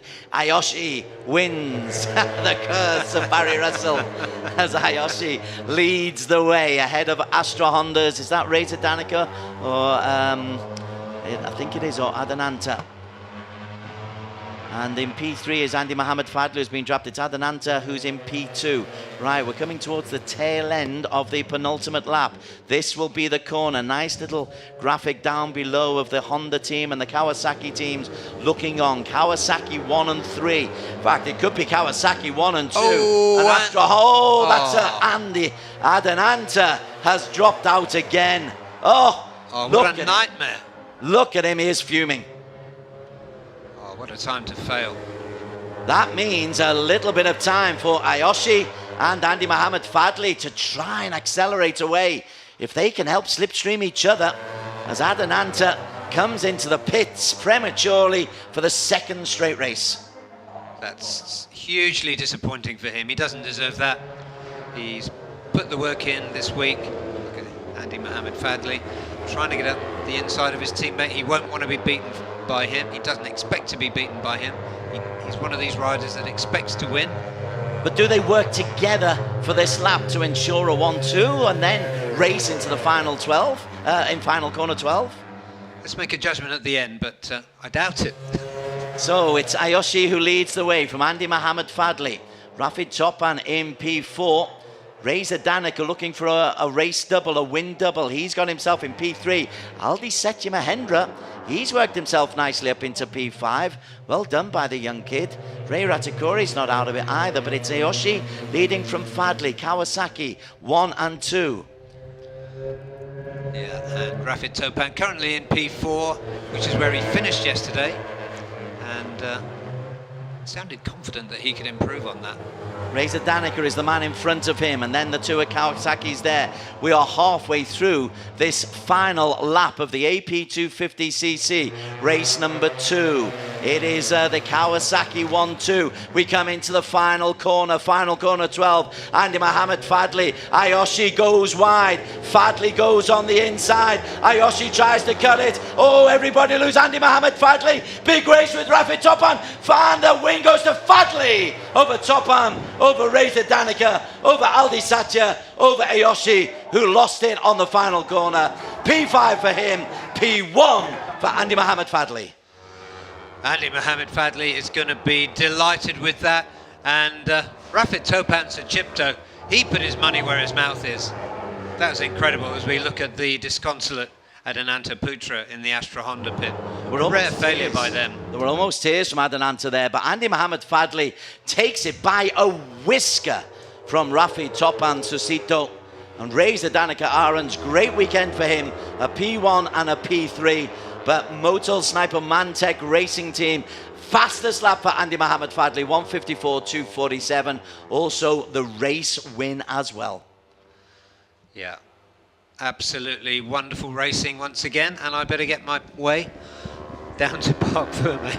Indeed, Barry Russell double teaming today. He'll be doing the interviews, and it'll be a very happy Andy Mohamed Fadli. But also credit to you, you called Rafi Topan, he called you over, he fancied it. And so Indonesia, 1, 2, 3, but 3 different teams. Aldi Satya, what a performance from Aldi Satya as well for Yamaha Racing Indonesia. So Fadli takes it by 1/100 of a second from Rafi Topan. Reza Danica, 1/10 down on them. Aldi Satya, 1/10 down on Reza Danica. Aoshi, P5, he lost it on the last corner. Ratakore, Herjan Ferdaus, and Cal Vietnam, another top 8 position for Honda Racing Vietnam. Setiawan finishing 1 second off the pace for Yamaha Racing Indonesia ahead of Fitrianta. Well done, Sethu Rajiv, a little bit off the pace, but a top 11 position for him. Akid Aziz in P12. 13 Sendil, no finish for Adananta, Idlan Hakimi or Pirwa Patumyos. Terrific racing. Once again goes right the way down to the wire. Andy Mohamed Fadli, a P3 yesterday. He adds a P1 today. Reza Danica, a P1 yesterday. He adds a P3 today. So they will be sharing the lead at the top of the overall standings. That did not finish for Piawat. Rafi Topan, a P4 yesterday, followed by a P2 today. So really good weekend for them, and Ray Ratakore also interested. Now then, the result is not confirmed. The race result is under investigation. As soon as we hear, we will tell you what goes on. We don't know specifically what the investigation is, but as soon as we hear, we will report it back to you. So, Andy Mohamed Fadli, I don't think he did much wrong, but obviously it's not a confirmed result at the moment. But Fadli in the Parc Ferme has P1. Level on points with Reza Danica with 41 after the weekend. Rafi Topan, P4 and a P2. So it's all smiles at the moment. But there is an investigation ongoing.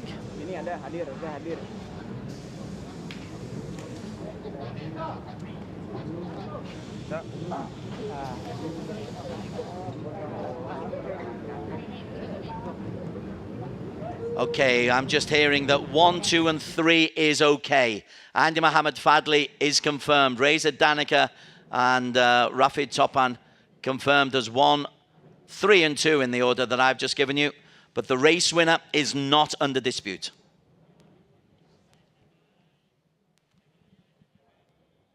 Right, let's go over to Barry Russell. I believe he's got riders to talk to at the Parc Ferme. And we're down here in Parc Ferme with yesterday's winner and P3 today. So a very good weekend's work for you, Reza Danica Ahrens. How was this race? Yeah, first I say Alhamdulillah, but yeah, you know, this very tight fighting until the last corner, until finish. I touched another rider, but I'm happy with my race today. I say thanks to my team, Astra Honda Racing Team, all my crew, my mechanic, everything who support me. Thank you very much. See you for the next series. I will be back more stronger. To get 2 podiums in one weekend in this class is a fantastic achievement. Congratulations, Reza Danica. And next we'll be talking to Rafit Topan Suchipto, if we can get him over here. as the celebrations continue in Park Fermé. And here he comes, Rafid Topan Suchipto. You called me over into your pit yesterday and you told me you were looking for an improvement on P4 yesterday, and you came in P2. That was a fantastic race. Tell us about it. Yes, first I want to say thanks to my boss, Haji Putra. This year support me with the new team, and then I can get the result because Mr. Putra full support for I get the podium. And then for the rest, I'm get number 2nd podium is happy because fighting is too hard, and I push. Another team is from factory, only my team pre-patter. I'm happy with this podium. It was a brilliant performance, and congratulations to you and your team, Rafid. Thank you. Thank you. And then I want one question. I present to my wife also, Merna Masya, and my family. Thanks for your support. For always I race in everywhere. Thank you. That's beautiful, and congratulations and love to your family too. Thank you so much, Rafid Topan. Thank you. And now let's talk with the 2019 champion, Andy Mohammed Fadli, and you're a race winner today. You picked up P3 yesterday. There's some nice points on the board. How was this race for you? How did you get the win? Yeah, this race is very good battle. To can be a winner is very difficult because Honda bike is very powerful here, and yeah, today is good for me because the condition is not hot like yesterday. So yeah, I can win here. Andy, that was a great performance, and it's always good to see that big smile on your face. That's a fantastic start to the season. Congratulations to you and the team. Yeah, thank you.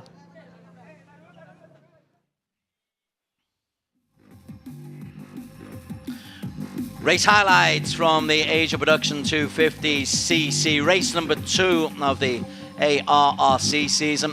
Piawat Bike 188 on pole position for Thailand, but it will be a frustrating afternoon for Piawat as he would crash out and end with 0 points. Early on, Reza Danica, Andy Mohammed Fadli, Bike 108, and number 21, the Adananta Putra for Astra Honda Racing. They were leading the way. There was an early exit there for Piawat, for Itlan Hakimi it was who went out skidding off very, very early on. Adananta, he stayed on. His frustration would come right at the very, very end.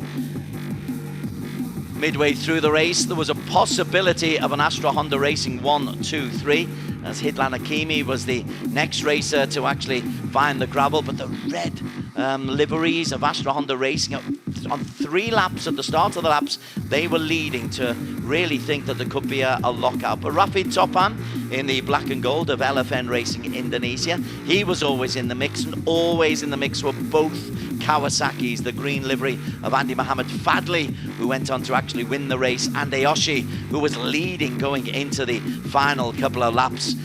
Then there's the problem for Adananta Putra. You can see the chain was hanging off for the second race. He has to retire. This is the final corner. Andy Mohammed Fadli takes it just about perfectly. A little bit of aggro between Reza Danica and Aldi Satya, but the win goes to Andy Mohammed Fadli. He's thrilled to bits. Rafid Topan Susito very happy with his P2 as well. It was very, very close. Reza Danica picking up P3, but the win for Kawasaki's Andy Mohammed Fadli.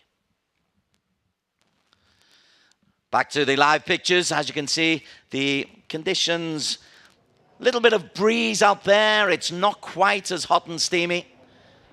Even so, the riders will need the cover of the tent right by the winner's podium as everybody makes their way out for the prize presentation.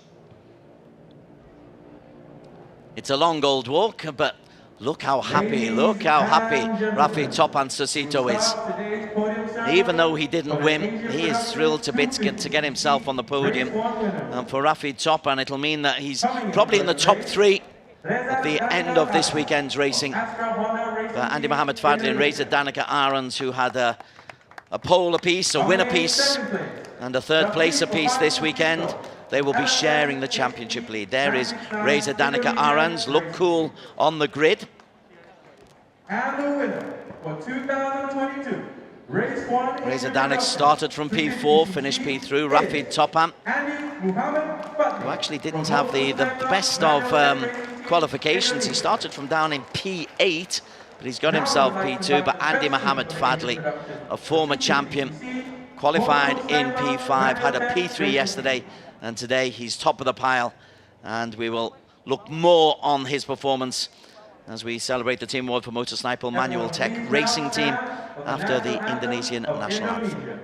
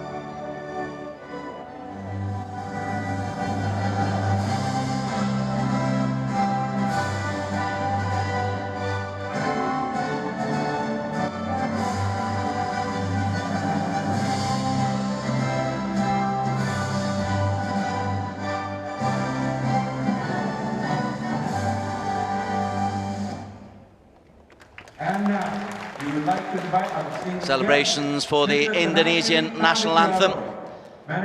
2 awards of the trophy and also the KYT helmets for all 3 of the racers. And the Tanasiri, the managing director of Chang International Circuit, with the first presentation. Once again, must say how impressive the facilities and the organisation of what goes on at Buriram is. It really has developed into an international quality, a world-level quality facility. And today, 3 Indonesians on the podium, but 3 Indonesians, Barry Russell, from different teams. Yeah, an Indonesian lockout, but yeah, and you could see the grins from Andy, Andy in particular. But he and Reza Danica have had a similar weekend. They've scored the same points. Indeed. First and third. First and third, 41 points each. Stefan Karapier will make his way up, the FIM Asia president. Gingerly makes his way up the stairs. And he was going up a bit faster yesterday, wasn't he? He was, but it's hot, as you said. Andy Mohamed Fadli said in the interview, it's not so hot. You've just come in sweating. I know. I almost said, are you sure? But he should know better than me after that workout. Maybe it's because he was going so quickly. So the helmets, KYT helmets, handed out by Stefan Karapier. And then we'll have the obligatory photo shoot. And this will make the newspapers in Indonesia tomorrow. Won't it just? 1, 2, 3. And we were thinking there could be an Astra Honda lockout. Only Reza Danica makes it from Astra Honda Racing. Confirmation. Fadli, Rafid Topan, Reza Danica Arons, Kawasaki, Honda. Alright, let's segue neatly into the overall championship standings, and I think you preceded it, Barry, by saying a first and a third means that we've got a shared leadership between Reza Danica Arons and Andy Mohamed Fadli, identical first and thirds. Rafid Topan, good weekend for him, 33 points, a fourth and a second. For Ray Ratakore, 22 points, 2 fifth places. Piawat crashed out today. Ayoshi was demoted 2 places because of track limits abuse, so he's on 19 points. Aldi Satya, great performance from the young kid. Anggi Setiawan on 17 points. Erjan Atner on 15. Cao Vietnam, a 9th place and an 8th place finish, so that's good points for him. For Trianta, Sethu Rajiv, 8 points. Idlam Hakimi and Akid Aziz still, I think, adjusting to the 250s. Senthil and Muzakir down at the bottom. Okay, that's halfway through this afternoon's entertainment. We've had the 150s, we've had the 250s. Coming up next, we're onto the Supersport 600. You're watching the Asia Road Racing Championship from Buriram in Thailand.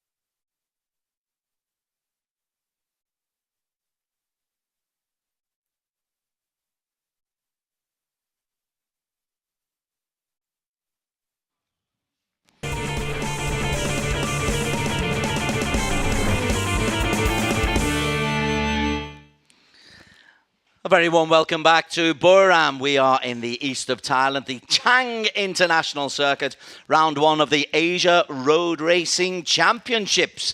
We've had a fabulous weekend's racing so far. The crowd enjoying the sun and the heat and some red-hot racing as well. We've had the 150 Underbone. We've had the 250 Asia production. And next up, Barry Russell and I will be talking you through the Supersport 600 with the Superbike still to come. Talking of the Supersport 600, let's just recap what happened in yesterday's race number 1 of the weekend.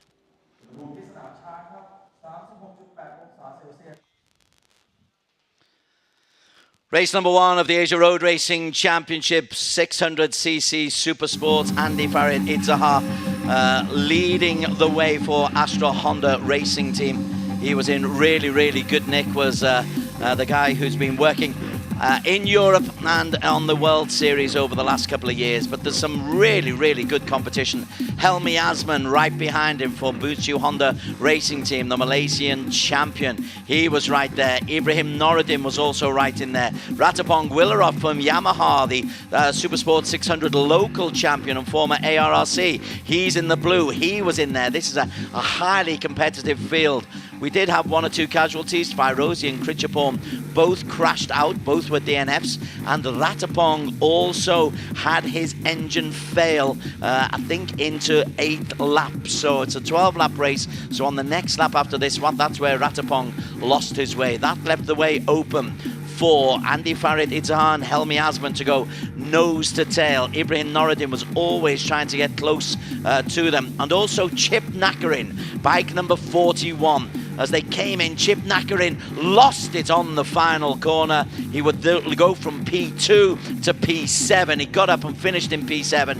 Andy Farid, or Andy Gillang as they call him, he went on to take the race. This is how close it was though. Chip Nakarin, bike number 41, just tries to come on the inside of Andy Farid, wanting to win, and in the end he gave up second place. Helmi Asman benefiting for P2, Ibrahim Noruddin coming home for SIC Racing in P3. So a great result for Astra Honda Racing, frustration for Honda Racing Thailand, but he would get up and finish, shake of the head, but P7 nonetheless. He'll be competing and he'll be competitive today.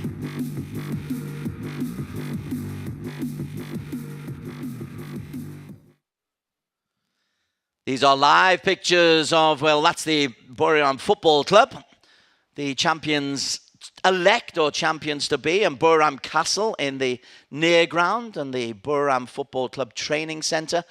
And these are some of the men who are responsible. Well, this is the man who is responsible for the whole network. Nguyen Chit Job, the president of the Chang International Circle, just giving a little bit of a wave to the crowd. He has reinvigorated the economy in this part of Thailand and has put together some genuine international quality, not only circuits, but also the football stadiums, the training facilities, and the tourist attractions as well. And celebrating with Somkiat, the first Thai win in GB history. That took place last week at Mandalika, and we hope for Somkiat it is the first of many over the years.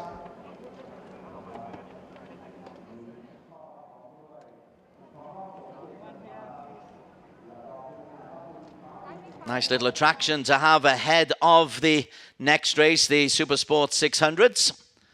As there is the circuit. We had a bird's eye view of the main straight. That's between 12 and 1, so that's the main straight. There's the long straight from 2 to 3, and then corner number 12 is really the one that sorts out the men from the boys. I think Barry Russell is down amidst that little scrum of people. And let's see if we can get one or two interviews with those who's qualified. This ahead of race number 2 of the Supersport 600cc at the ARRC. And we're down here on the grid for Supersport race 2, Supersport 600 race 2. And I'm here with Malaysian ace, Helmi Asman. Helmi, you had a great fight with Andy and Ibrahim in yesterday's race. What do you think is going to happen today? Yes, for sure. Yesterday, I very fight with the top group. So in the race 2, I try to keep my momentum like the race 1. So I hope I can fight with them and I can finish on the podium. You're looking good, my friend. Have a great race. Okay, so that's Helmi Asman, who's been racing in Supersport 600. And now we're going to go to Thai rider, Krichaporn Khao Sonti, just having some photographs taken, and in some distinguished company with Pasawit Titivarak as well. If we just get in here. Krichaporn, your speed has been great this week. You had a disappointment of a DNF yesterday. What happened in yesterday's race? Yes, yesterday I had problem to the suspension. And today I will do my best. I follow the top group. I hope to the second fang and the podium. Okay, that's good. Krichaporn, good luck. Have a great race today. And there he is. Of course, Honda Racing Thailand. Honda Racing Thailand is another one of those organisations. I was going to say teams, but it's really an organisation that brings talented riders through, including Somkiat, who we saw earlier on. And now we're going to talk to Galang Hendra. Galang, welcome back to ARRC. You've had some distinguished experience on the world stage. What's it like? How do you rate the standard of competition here in ARRC? Yeah, this level is really high. All the riders are really fast. And also, especially with the heat like this, we have to maintain the strategy to keep the tire, but we have to always keep on throttle. So today in race 2, I just have fun for riding, and set the target for top 5. If you enjoy it, you'll probably achieve it. Galang, good luck for today's race. Thanks, thanks. And there we are. That's Galang, sounding, as you can see, very confident, very happy, and very impressed with the standard of riders he's racing in compared to World Supersport. We're going to clear off the grid now. So I'm going to hand back to Des in the studio. Thanks very much, Barry Russell. Yes, some good interviews there. Galang Hendra was very bright and cheerful. Good support from the owner of the Chang International Circuit, particularly for the Thai racers. You saw him going to give Chip Nakarin a big hug and wishing him good luck. Chip Nakarin, as we saw in the highlights earlier on, slid off the track on corner number 12 on the final corner of yesterday's race. Did recover to finish up in P7, but he will be looking to go a little bit better today. Andy Farid Idzahar from Astra Honda Racing, yesterday's race winner. As we also look at some of the great and the good, the FIM Asia president, Stefan Carapie. We've seen plenty of him handing out the prizes, but good to see the great support from the FIM Asia crew for the Asia Road Racing Championship.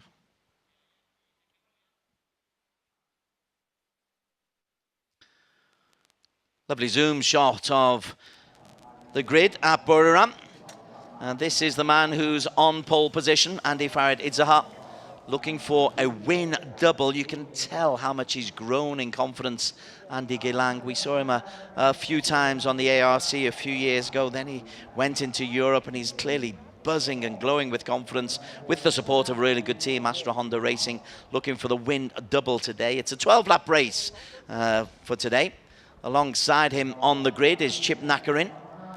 As we said, he slid off, is looking to improve on that. Lap time inside 1:39 in qualification, so he's quite happy. And then Ratapong Guillerot, now he slid off on the track on lap number 8 yesterday. And in a short season like this, it's 12 races but only 6 rounds, you can't afford too many DNFs. 1, maximum 2, but the rest of the teams will be so consistent. Irfan Adyansa is from Astra Honda Racing. He's the second of their racers, qualified in P5, in P6. Ibrahim Noruddin from Sepang International team, Malaysian. He just tracked everybody. He did really well. He was very dogged in his pursuit of the top 4 when they were getting away yesterday. And in the end, his reward was a position in P3 without him really being on the pace.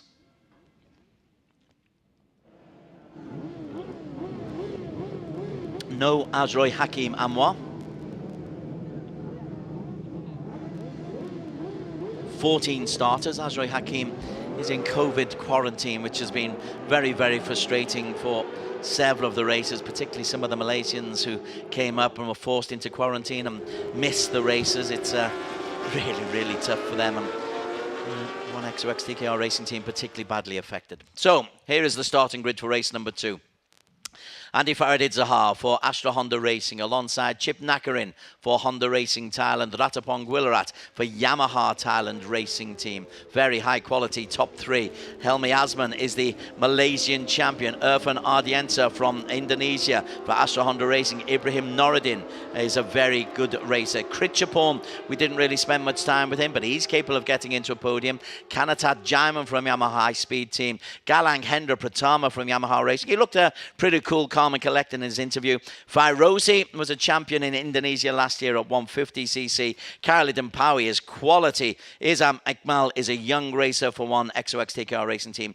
Kandanai and Yanason. Well, Kandanai is doubling up because he's also in the Honda Talent Cup, and Yanason Yanapam was the second racer on the Yamaha High Speed Hung Modified Racing Team, riding the Yamaha YZF. Barry Russell is back alongside me in the commentary box. A quick sprint from the Parc Ferme, and a lot of activity going on there. I want to ask you about Galang Hendra, because he gave a very composed interview. He's starting in P9, and we're on board here with Galang Hendra at the moment. Now, what's your thoughts on him and performance yesterday, and how the team is looking in the setup of the bike?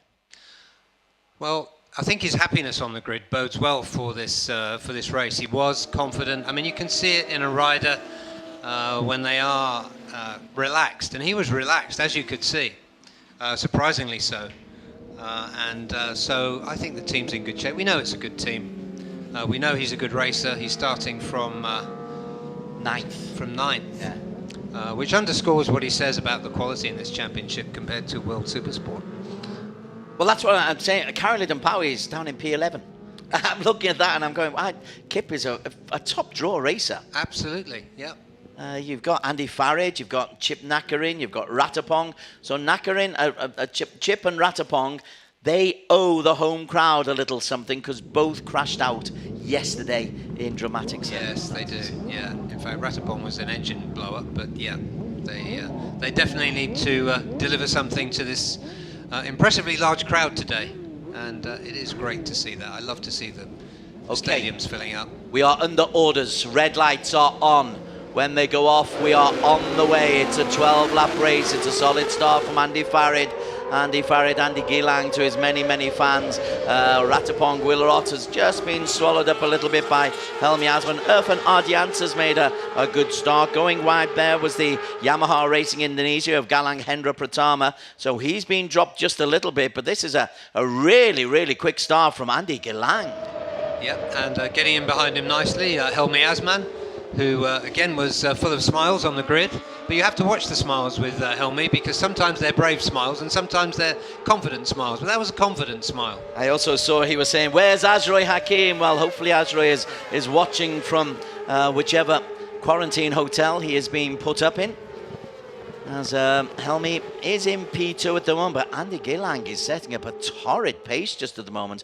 Ratapong Gwilrot has been swallowed up and is actually down into P5, and this is on board. That was Ratapong just going mighty close to Galang Hendra Pratama.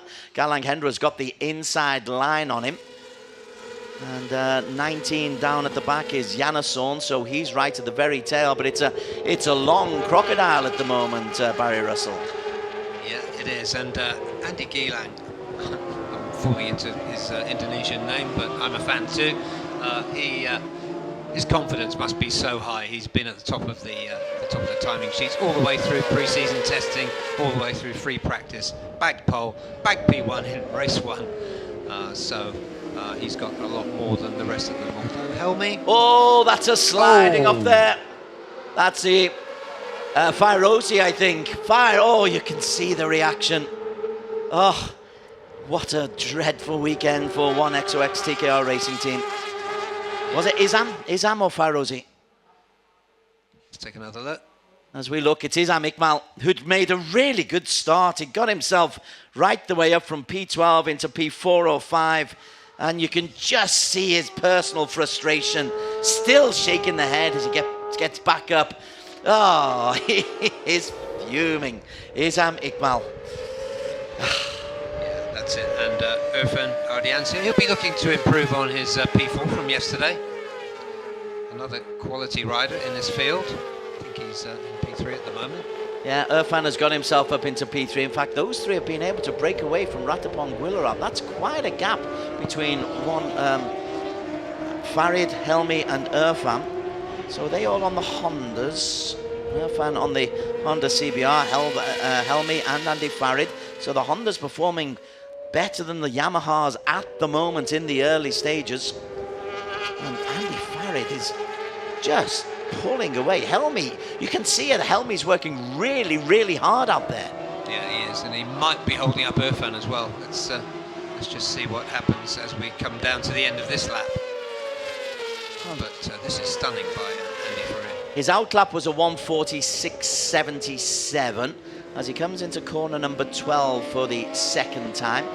He just takes a beautifully nice line and he's put in a 1:39.1, which is 0.3 quicker than Helmi Asman. Irfan third, Ratapong fourth. Ratapong, though, is, well, 1.1 seconds down on the top three. Yeah, that's an amazing gap to pull out on the first couple of laps. He's blasted his way through as Andy Faraday's the heart.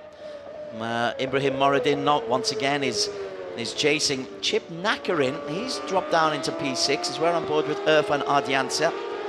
Now, Irfan yesterday didn't...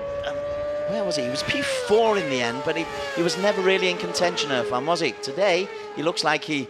Well, it might not be in contention for P1, but he could be in contention for a podium. Yeah, and Helmi's put some daylight between himself and Irfan in third place. Very early days in this race. Behind them, Ibrahim Noradin's got himself ahead of Ratapong Willarot. But this is the story at the moment. Helmi to Irfan is nearly half a second. Then behind them, Ratapong has won back that place he lost to Ibrahim Noradin. That's from 3 to 4, it's a second gap. So that's the battle between Ratapong, Ibrahim and Chip Nakarin. Pritchapon off the pace. Yes, he is. And yesterday we saw this terrific ride by Ibrahim from nowhere, way off the pack. Well, he just chased. He just wouldn't give up, would he? He was determined, bloody-minded. Yeah, that's it. Determined racer. That's what. There's Ratapong. He did a 139.6 basically last time. And guess what? Andy Farid-Istihar has the fastest lap, which was his first flying lap, 139.1. Wow. That is a stunning pace. At 139.1, his fastest lap yesterday was 139.6. He's half a second quicker than his fastest lap yesterday. So maybe it is a little cooler than yesterday. Somebody went wide then. Well, Ratapong, I think it was Irfan Ardians, has gone very, very wide. Is Irfan there in the pink helmet? Oh, it is, isn't it? Oh, maybe. Might have been Chip Nakarin. So Chip Nakarin currently in P6, but that's a long, long gap. Andy Farid setting a torrid pace. Ratapong is closing in on Irfan Ardiansa, and he's also been able just to bring the others with him. Ibrahim Noradin has lost the place, I believe, to Nakarin. Karolidin Powie has joined that little group. Let's see how number 89 does, but let's go on board with Ratapong Willarot, a former 600cc champion, the defending Thai BRIC champion, the BRIC Championship, which takes place at this same venue in Buriram. Yeah, and it's pretty competitive as well. It's not a huge field, but there's a lot of quality in it. And well, it was Maglada Sarapet she was battling with in that last year, just edged her out. And Critchapon actually, who got P2, but at the moment Ratapong Willarot is looking to get into P2, but this is a procession. Andy Farid's pace has just been phenomenal. He's just done another 139.3, Andy Farid. Yeah, they're quite strung out now, and shout for Helmi Asman to maintain a relatively small gap. 0.8 of a second, but compared to the rest, it is, because they are 2 seconds clear of Irfan and Ratapong and Nakarin and Karolidin Powie. And Ibrahim Noradin is dropping down even further. It's the green helmet of Ibrahim Noradin as Karolidin Powie goes past him. Kip, a former junior champion on the ARRC. I remember he had a runaway victory in that championship. He's been abroad as well, learning his trade. What we need to see from this second group is somebody to break away. There are riders capable of matching the speed of Andy Farid and Helmi, including Nakarin, including Ratapong, and of course including Powie if he really gets his act together. Galang Hendra still in P9 though, not able to make any real headway. He's lapping in the 140s, which is a full second per lap down on the pace being set by Andy Farid. Idzahar up at the front. Galang Hendra, we've got that on-board camera for him occasionally. Yeah. It's so hot yesterday, it affected the RF signal to the on-board camera. It's a little bit clearer today. And Ratapong, he'll be hoping that his engine doesn't blow up like yesterday. And at the moment, he's closing in on Irfan Ardiansa. Yeah, it looks like Irfan's in the way. Oh, Karolidin Powie and Ibrahim Noradin having a little contretemps. Foot off. It's always tricky to get around there tidily. Particularly if somebody is taking your inside line. You've got your line, your eyeballs are on that line where it should be, and suddenly somebody comes into your eye line. Yeah, you definitely need plan B when you come into turn 12 during a race. Andy Farid's lead. Oh, Andy Farid's come off. Oh. Andy Farid has slid off the track. with a 1.5 second lead. Oh, he just lost the back end. The perfect weekend for Andy Farid Izdiha has just ended. With that, let's take another look. Yeah, he's tucked the front. Yeah, he's tucked the front, and when you tuck the front, only one thing can possibly happen according to the laws of motorcycle physics. And Well, that's it. he was setting such a torrid pace. He'll try and get back out on the track. But that doesn't do your tyres much good either. Yeah, he'll probably get far enough back up to score a few points. That's the key now, get some points in. But Andy Farid, wow. And doesn't that leave Helmy in a good position? Well, he works so hard. So if he can build on P2 yesterday, and if he can consolidate this lead, keep a cool head there at the front. But it's different chasing to leading. It's a very different mindset. Yeah. And Helmy Asman has got that mindset now of, okay, I'm the hare. I don't think he's been in this situation before in the 600 class. So let's see what happens. This is going to be really interesting. As you can see, plus 2 seconds. It's actually plus 2.4 seconds is the lead. So a good lead for Helmy Asman, but Irfan Ardiansa and Ratapong, and you can see they are, as you said yesterday, it's like the Jaws theme, isn't it? They're circling for the kill. Yeah, the question is, will they help each other to catch up, or will they fall further behind as they fight with each other? Well, Chip Nakarin's got himself up into P3. This is the corner where Andy Farid went off, and that's Janasson. Janasson Yapanan. Janasson's down, so not a brilliant weekend for him in his inaugural entry to this class. It's all right. He looked to be struggling just there. The medical team will be on site very, very quickly for Janasson. Yeah, as you said, Des, there is Nakarin challenging Irfan Ardiansia. So Irfan P2, Ratapong 4. Look at that. Ibrahim has pulled in Karel Idampawi, and Kritchaporn's part of that group. What's the lead now? I'm looking for the next sector difference, and that'll tell us. And he's through, Nakarin's through. Nakarin through into P2. So he's still canny 2+ enough. seconds. Yeah, and 6 laps to go. So he's canny enough, Nakarin, and experienced enough to try to break away from this group. He was clearly quicker than Irfan to get through. Okay, 5 laps to go as we go over the start-finish line. What's the difference into the pits? That's Andy Farid. He's decided enough is enough. He won't pick up any points today, Andy Farid. The gap, 2.9. So it's extended, and now Irfan is fighting back against Chip Nakarin, so they could hold each other up. They certainly could. So Helmy was 1/10 quicker than Chip Nakarin that lap, and Chip Nakarin was the one who was making all of the headway. Yeah, that's right. Irfan, yeah, he was definitely slower that lap.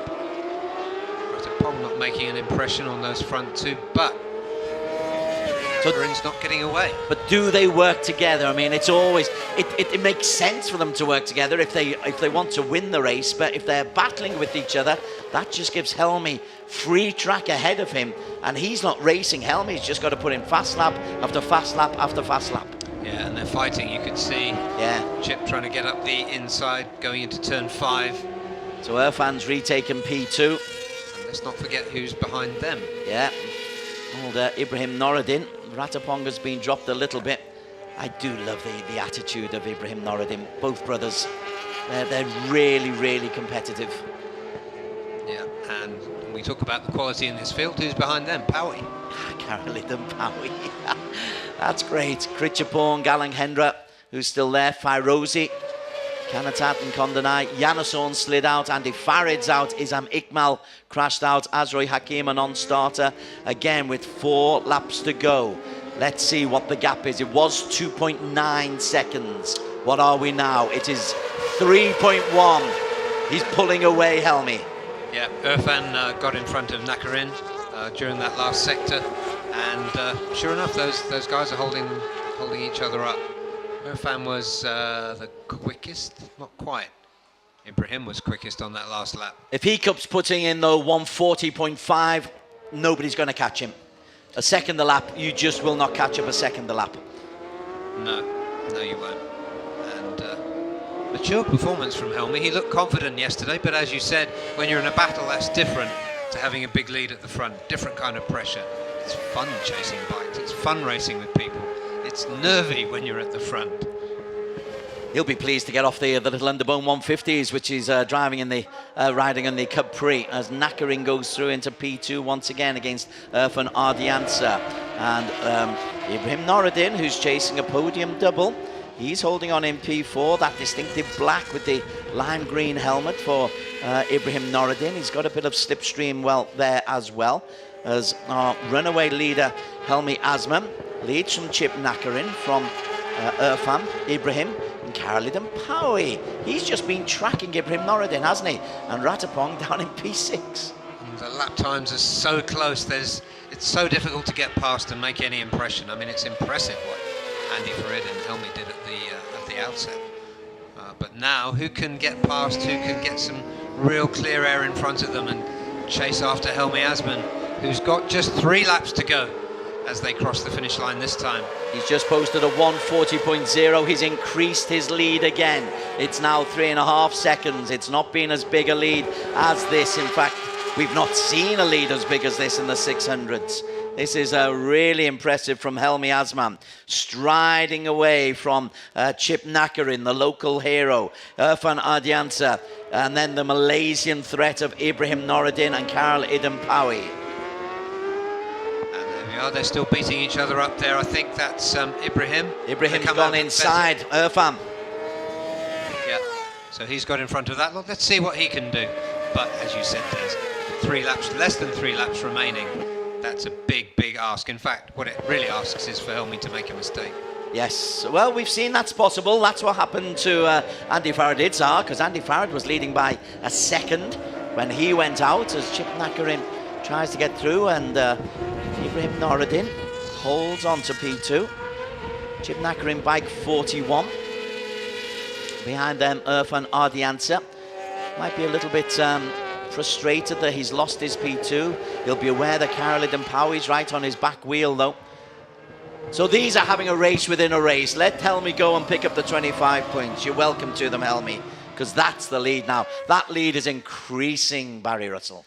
Yes, it is, and thanks to these guys duffing each other up just behind.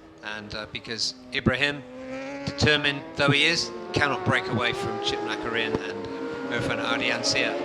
2 laps to go. 2 laps to go. He's crossed the line, has Helmi Asman. The lead is 4.5 seconds. That he could push the bike home from here. That's incredible. I hope he hangs on just so I can see the grin in Park Fermé. Indeed. So Helmi Asman from Malaysia, the Malaysian 600 champion. He's foot down, lap time of 1:39.7. He's 5/10 quicker. As you say, the others are duffing each other up.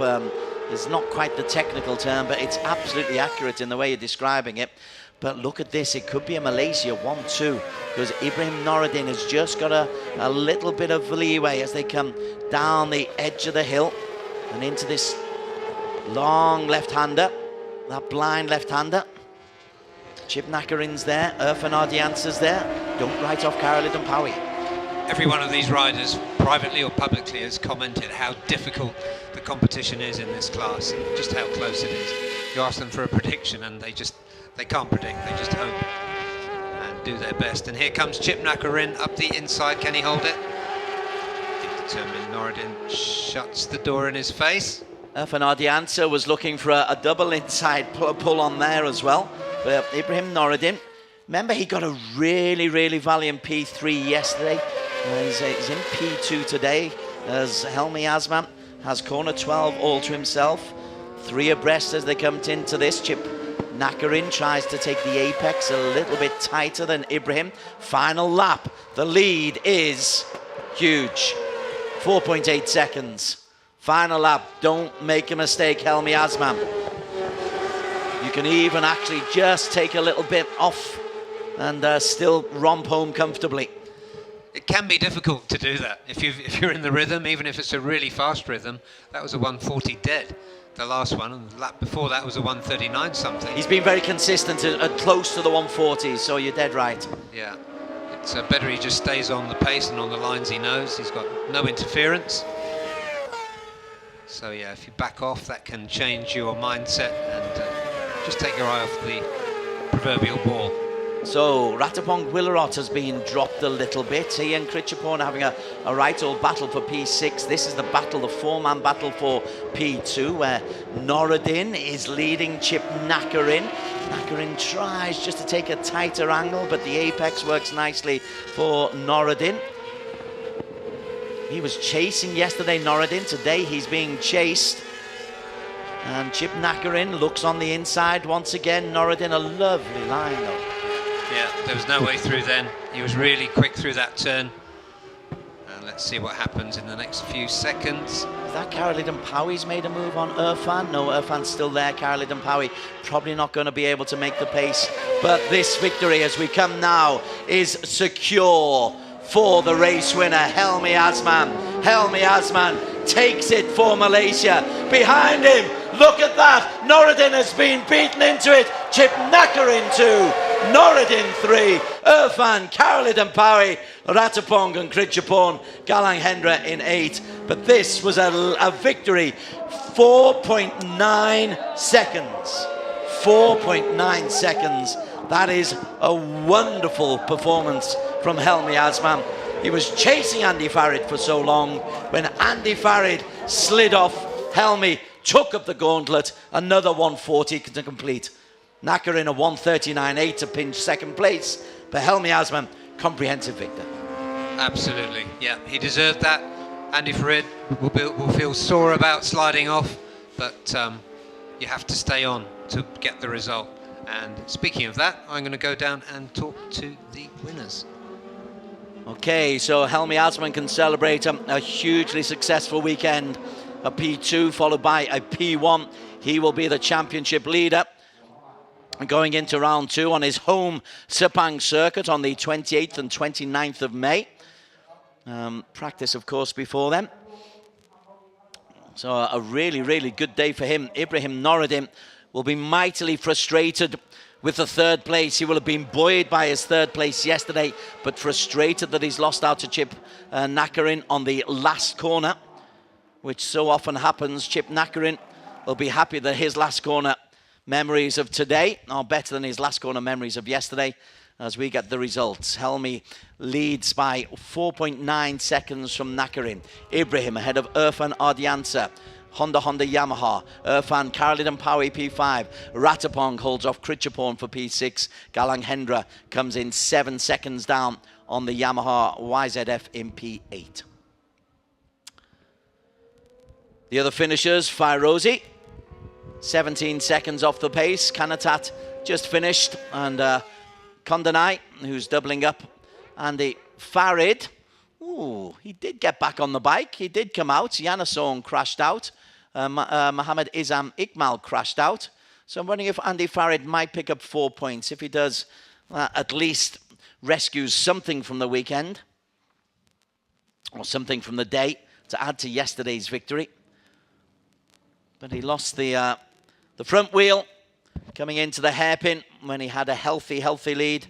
And from there on in, Helmi Azman went on and dominated. Bike 89, Caroline Powey just getting a push into the pits from Irfan Ardiansa. But there is your runaway winner, Helmi Azman. Riding for the Boonshu Honda racing team on the CBR 600 RR. Ibrahim Noradin, back-to-back P3s, but very different performances. You can't complain overly if you get back-to-back P3s, but you can be very frustrated that you've lost it on the last corner.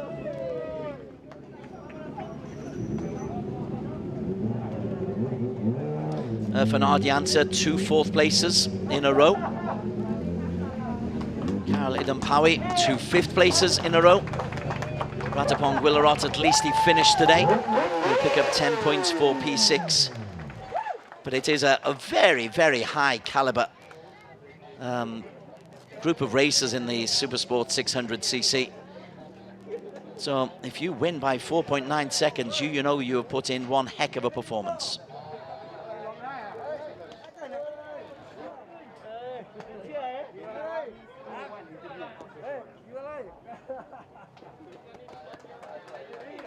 Backslapping galore.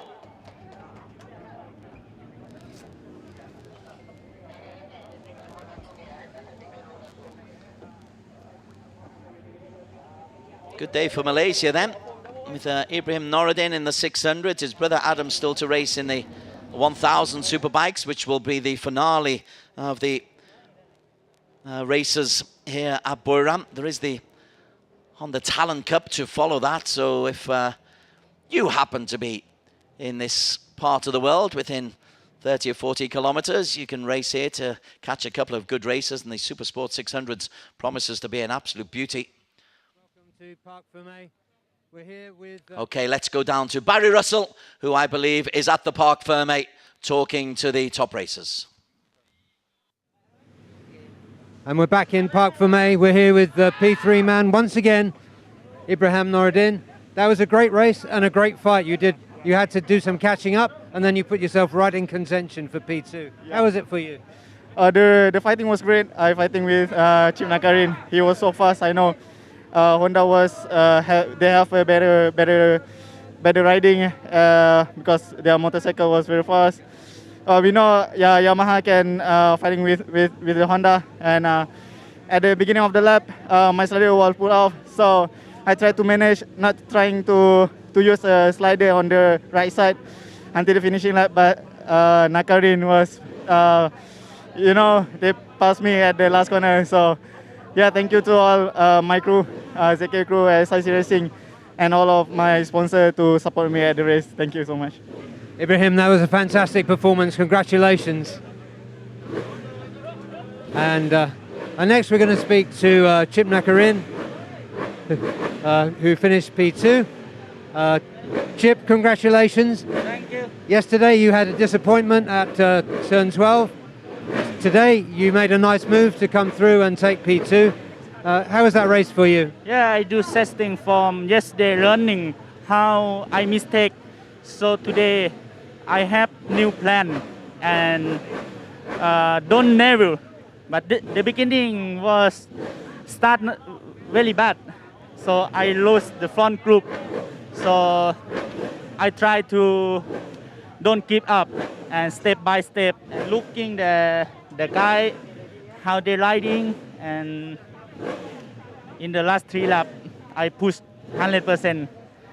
So last one the Malaysian rider Noureddin, he lead. I know where is he slow, so I overtake. That was a fantastic move on Ibrahim. He's such a fighter. I want to thank you, my team, Honda Racing Thailand, and all my fans, my family. So next race, I will try better. Chip, that was a fantastic performance. Congratulations. Okay, you take care. And now we're going to talk to the winner. He's going to put a mask on, but that's not going to hide the smile on his face. Helmi Asman, you're the winner. Congratulations, and you won by such a big margin. What were you thinking when you realized you had such a big lead? Yeah, firstly I want to thank to my team, Bunshu Honda Racing Team, because he provide me this weekend so very well. So okay, for the race, I want to try to follow Andy, because Andy I know the race pace very strong. But Andy lap, I don't remember, but he crashed, and then I tried to maintain my lap time, just 39.7, 39.8. But I feel very cannot because the track very temperature so high.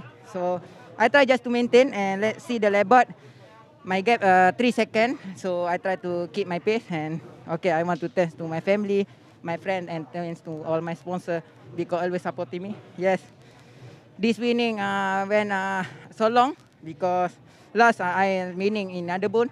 So finally I get here win for my first win in Supersport 600. So I'm very happy. So thank you to all. I love you guys. It's great to see, Helmi. Congratulations. See you in Sepang. Thank you so much. Bye-bye.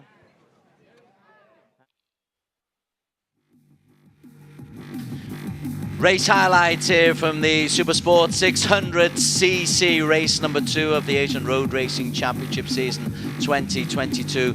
Bike number 27, Andy Farid is the fastest on pole. He also won yesterday's race and got off to a fabulous start. Indeed, it looked like Andy Farid Izdahar was going to waltz away with this race. There was a problem for Izam Iqbal, who slid off on corner number 12, just got the front end just a little bit wrong, and Ratapong Guilarot was trying to keep up with the pace.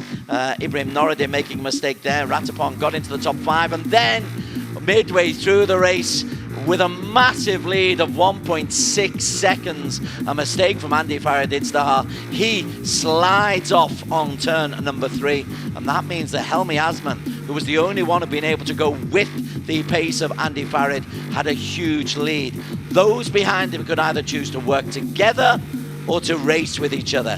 They decided to race with each other, and that meant that Helmi Asman was able to extend his lead and extend his lead and extend his lead. So by the time Helmi Asman crossed the line, he was 4.9 seconds clear of Ibrahim Noradin. This is 2 laps to go. Look at that gap there. Helmi Asman from Malaysia, Boonshu Honda Racing Team, really waltzing away to victory. He was chasing Andy Farid, and then he had the confidence to take the lead and extend that lead. That meant the real battle we were after was for P2. Helmi goes across the line first, a massive 4.9 seconds clear. P2, Noradin loses out at the last second to Chip Nakarin. Nakarin 2, Noradin 3 are the answer for Karaladin Pawi 5, but a win by a country mile for Malaysia's Helmi Asman of the Boonshu Honda Racing Team.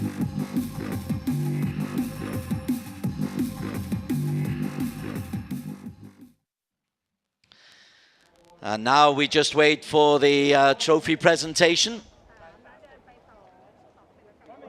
And Helmi Asman, as Barry said in the interview, although he's wearing a mask, you can almost see the smile through the masks.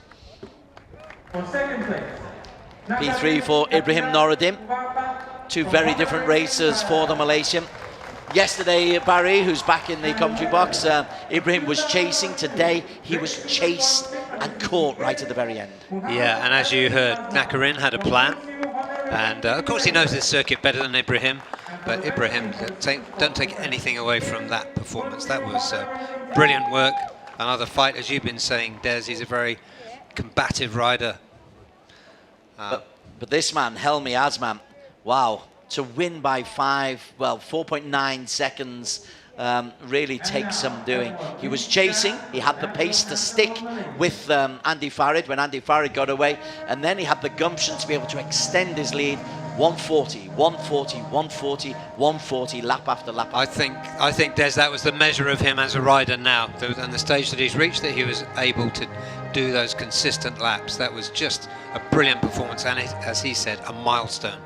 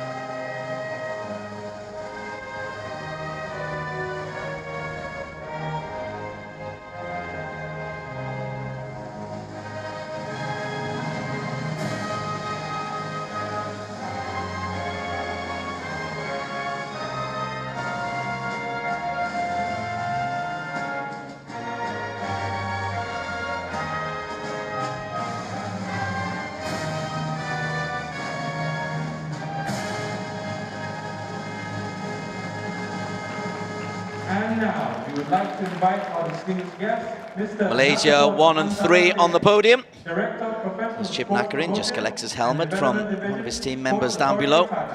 Negara Koo was gratefully listened to and sung heartily by the Honda team.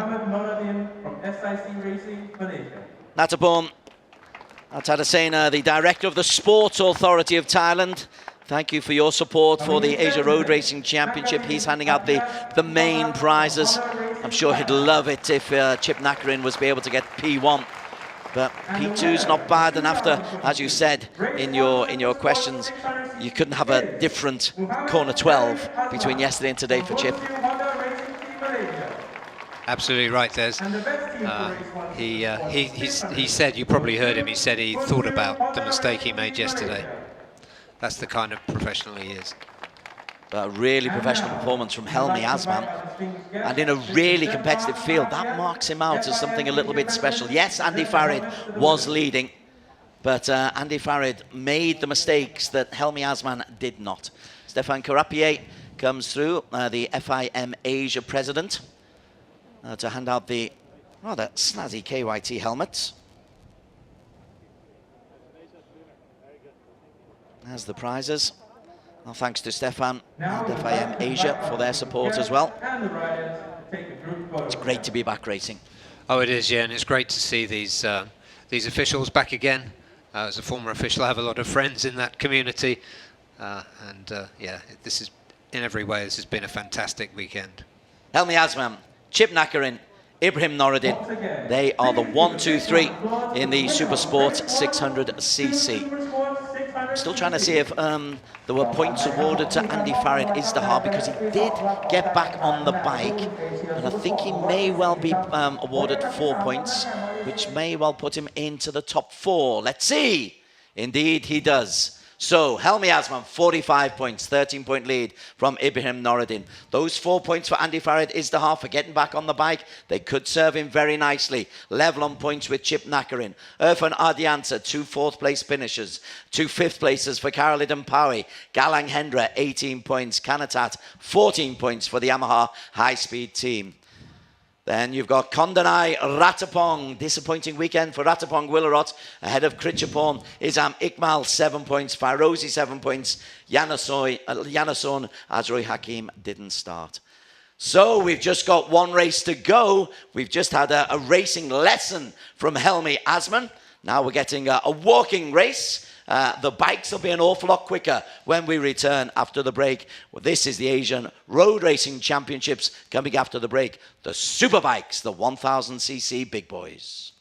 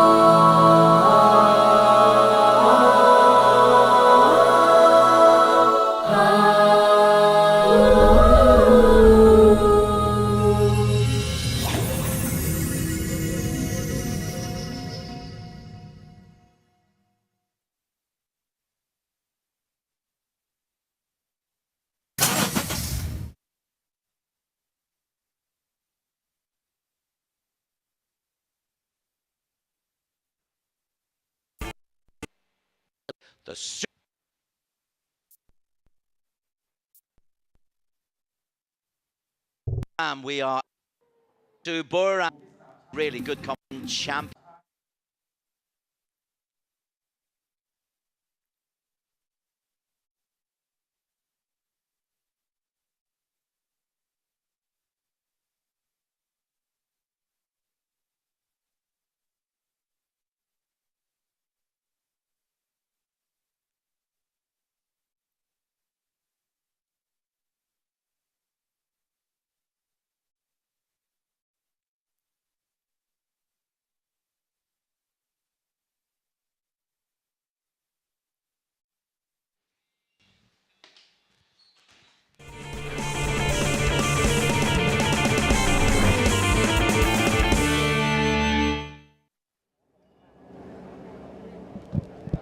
A very warm welcome back to the Chang International Circuit, where the grid girls are out displaying their fine masks as we get ready for the final race of this really excellent weekend of racing, as we welcome back the Asian Road Racing Championships. Barry Russell alongside me, Des Corkill in the commentary box. Barry doubling up also as the interviewer, and he is going to be heading up onto the grid as we come into the 1000cc, the last race of this weekend. And to get us into the mood, let's have a look at the best of the highlights from yesterday's race.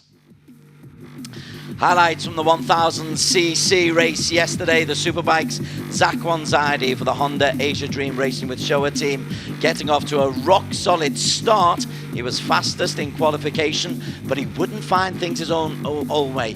TJ Alberto crashing out, breaking a collarbone, will miss race 2 today. It'll take a couple of months for him to get fit and ready. We hope he's back ready for Sepang. In the race itself, though, a debutant, Haruki Noguchi. He was the man who made all of the running. The bike number 73 really took it to the more experienced Apiwat and the more experienced Anupab and Zach Wanzadi. In the last couple of laps, though, Zach Wanzadi, he decided he wanted to have a little pop at the young Japanese, just to make sure that the Japanese knew that Zach Wan is a former champion and Noguchi was not going to have things all his own way. In fact, over the last 5 laps, these two switched the lead 5 separate occasions. Zach Wan here taking the underside and just blocking off the move from Noguchi.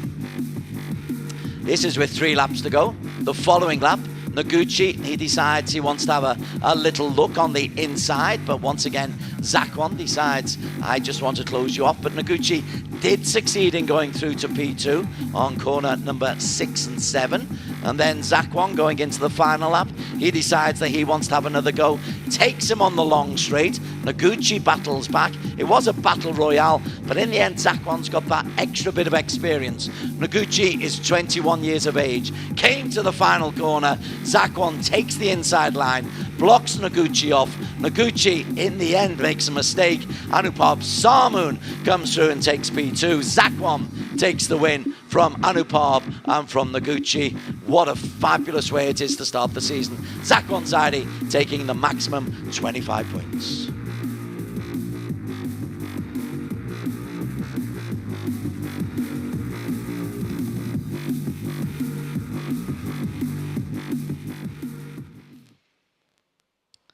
That was yesterday, and this is live pictures today. It's a little bit more serene, but the action will be as high octane. I can tell you that TJ Alberto will not be racing today. That crash very, very early on the Ducati meant that, or means that he, well, went to hospital and he broke a collarbone. That's the end result of that. So we hope TJ recovers very well. There's the Buriram circuit. We are in the east of Thailand. Clockwise circuit, 12 turns, 5 left turns, 7 right turns, including the notorious corner 12. And that is the scene. The drone shot of the main stand. There's a good attendance on the right-hand side under the cover. A lot of bikes in the car park just behind that main stand as well. It really is a beautifully appointed and created track. And that corner number 12, it brings you excitement just about every time that you can. Riders just making their way onto the grid.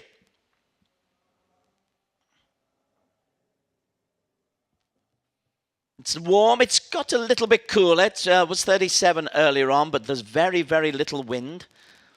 Humidity 43%. And as the riders on the track, it'll be 11 starters. Now, we only had 9 actually starting from the grid yesterday, so it's 11 starters today. TJ Alberto is an injured absentee, but let's see who Barry Russell can find to talk to amongst those 11 who are starting. So we're down here on the grid with Titipong Warakorn, who had a disappointing race yesterday. Hard luck, Titipong, for what happened yesterday. What is your plan for today? Today we need to get the podium and the champion. Only champion from the Thailand. So I need to show the Thai flag.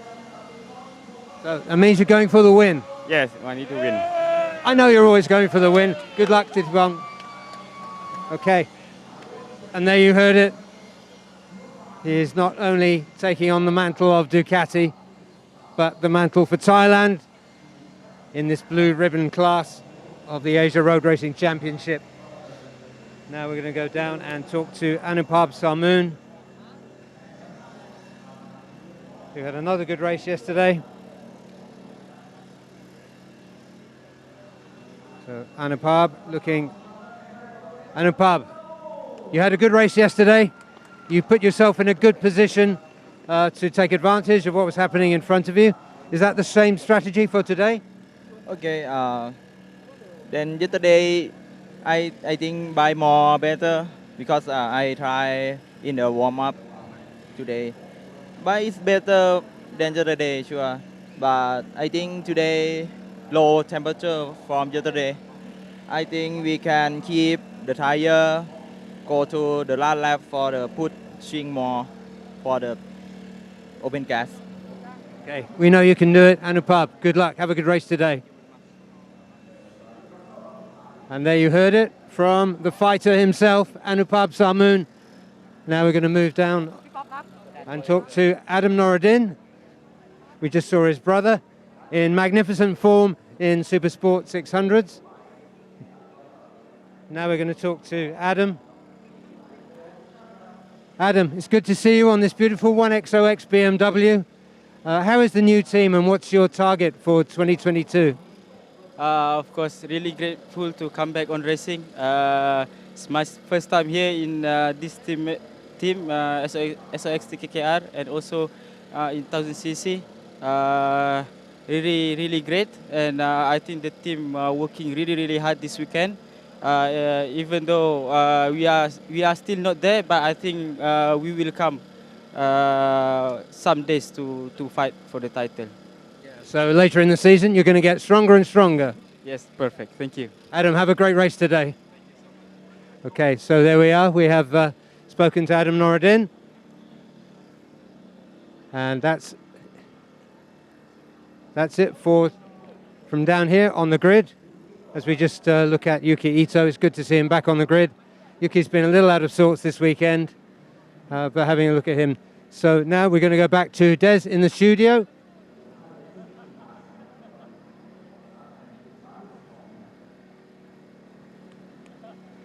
Yeah, okay, we want to talk to Yuki. Okay. Yuki, it's good to see you on the grid. What's your plan for this race? Yes,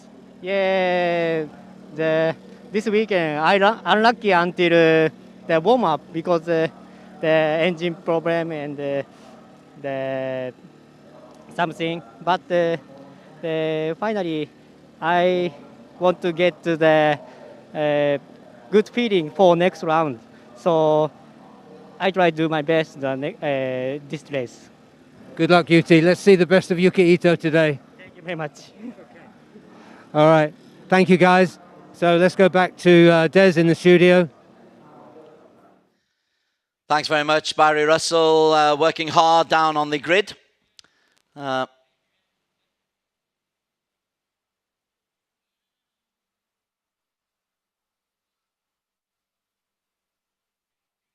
Okay, thanks, Barry Russell, working very hard down on the grid. Doing a fine job. Interesting that Yuki Ito is just looking to salvage something from this weekend. He picked up 5 points yesterday for a P11 finish. And so if you can just accumulate points, it's so important to have points there. Aslan Shah Kamrazaman did not finish yesterday. TJ Alberto, a DNF and an injured absentee today. The good news for the Ducati team, though, is that at least this time the Access Plus Racing team are actually on the grid. There was a fascinating reason as to why they avoided being on the grid yesterday. As we look at Jerry Salim for the Honda Asia Dream with Showa team, he's the teammate of Zakwan Zaidi and did a really important job in helping Zakwan to the victory yesterday. Tyre selection for the riders is an interesting one. They do have the options of hard, soft and medium. Zakwan's gone medium, Titapong's gone medium, as has Haruki Noguchi, as has Jerry Salim, as has Anupam Sarmoon. The only variety really is that Apiwat has gone for soft back tyres. Kazma Daniel has gone for hard front tyres, as has Adam Noradin. Here is Apiwat Wangtanom. Got himself P4 yesterday. Starting in P4 on the grid.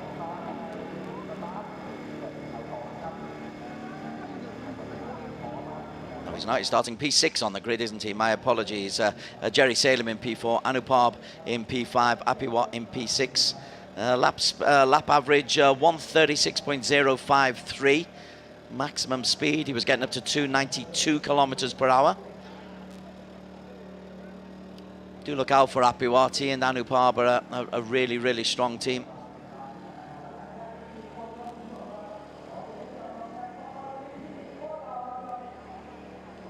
And this is Pasawit. Qualified in P8. Got himself a nice 11 points for P5. He did well in the Supersports Championship, in the Brick Championships last season. Aslan Shah Kamrazaman on the BMW was frustrated that he had a bike problem yesterday. That meant he didn't have a finish. He qualified 10th fastest. But they're all pretty quick. They're all within a second of each other. And next to Aslan Shah, there is no TJ Alberto. He's an injured absentee. But Yuki Ito will be in P12 on the Yamaha YZF. Lap speed of 137.3, so a long way off the pace for Yamaha Racing ASEAN.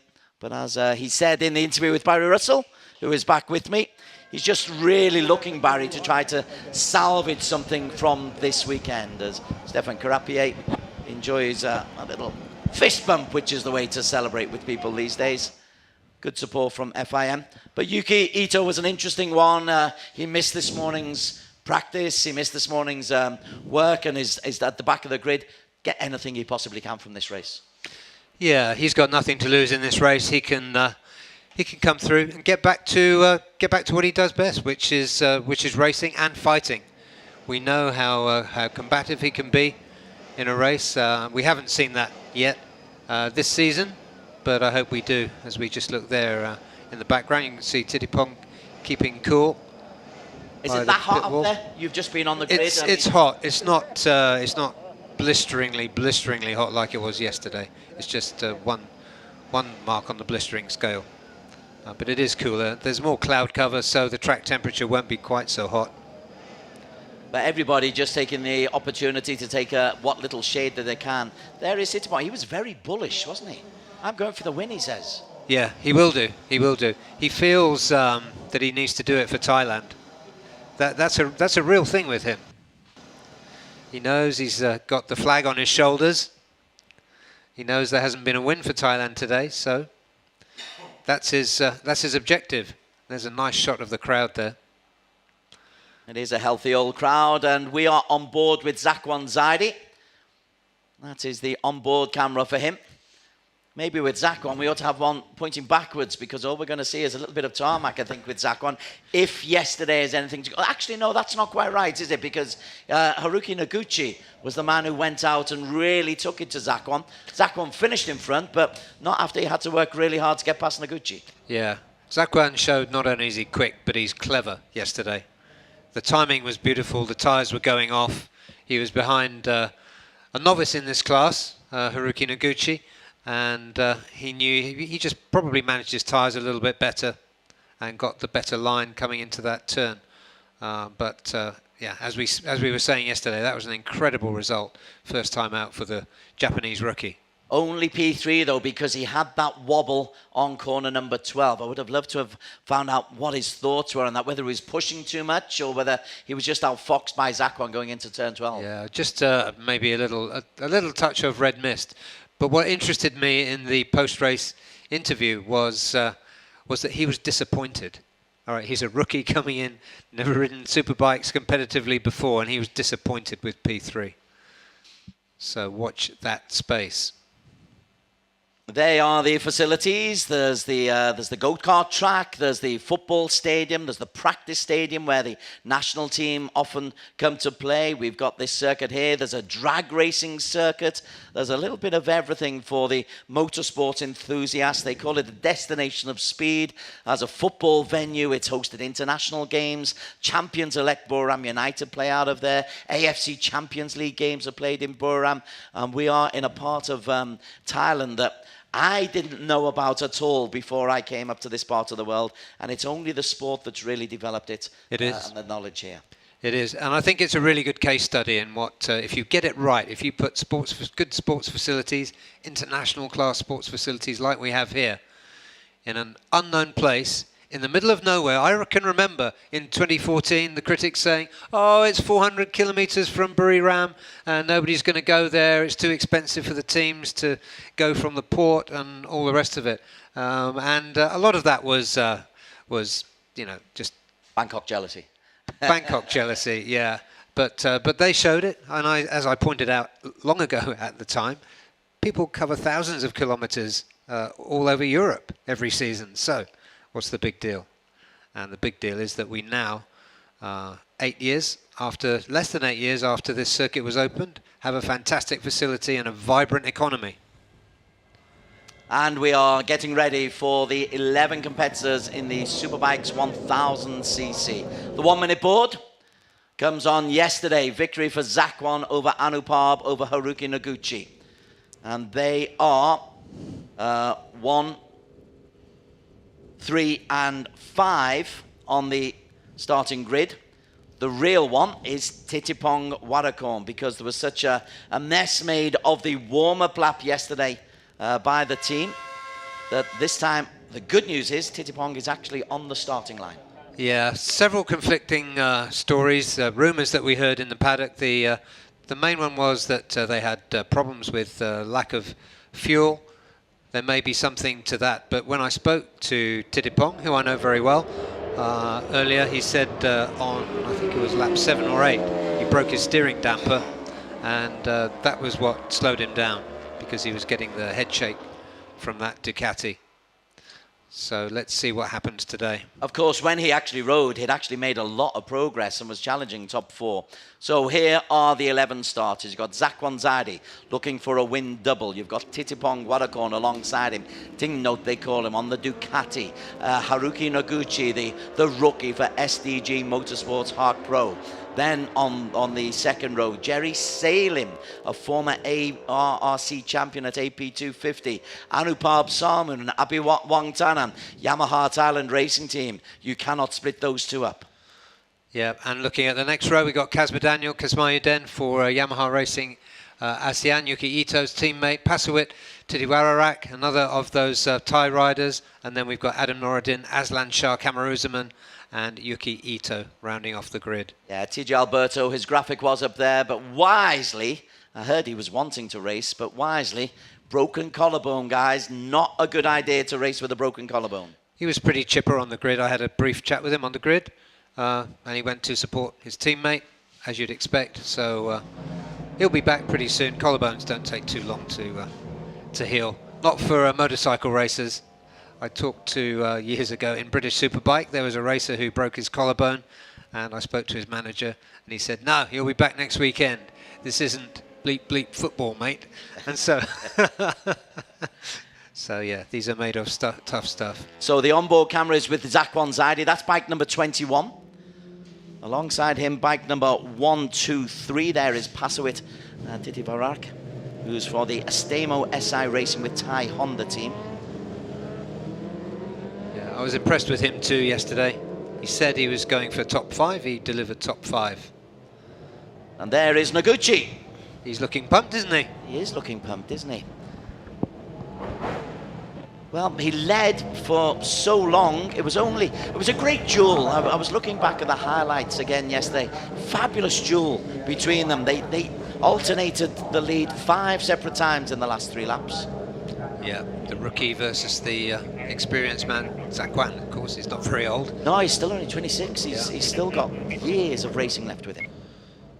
But they start them young in Malaysia, so he is really experienced. Right, we are all just about set. Red lights are on. We are underway. Zakwan Zaidi off to a flying start, and Ting Note is left a little bit behind by number 73, Haruki Noguchi. But this time Zakwan takes the lead, Noguchi goes with him. And Ting Note, I've seen him have slovenly starts in the past. This is a big bike, the Ducati. It's a heavy old machine, and he's actually lost P3 as well, has Ting Note.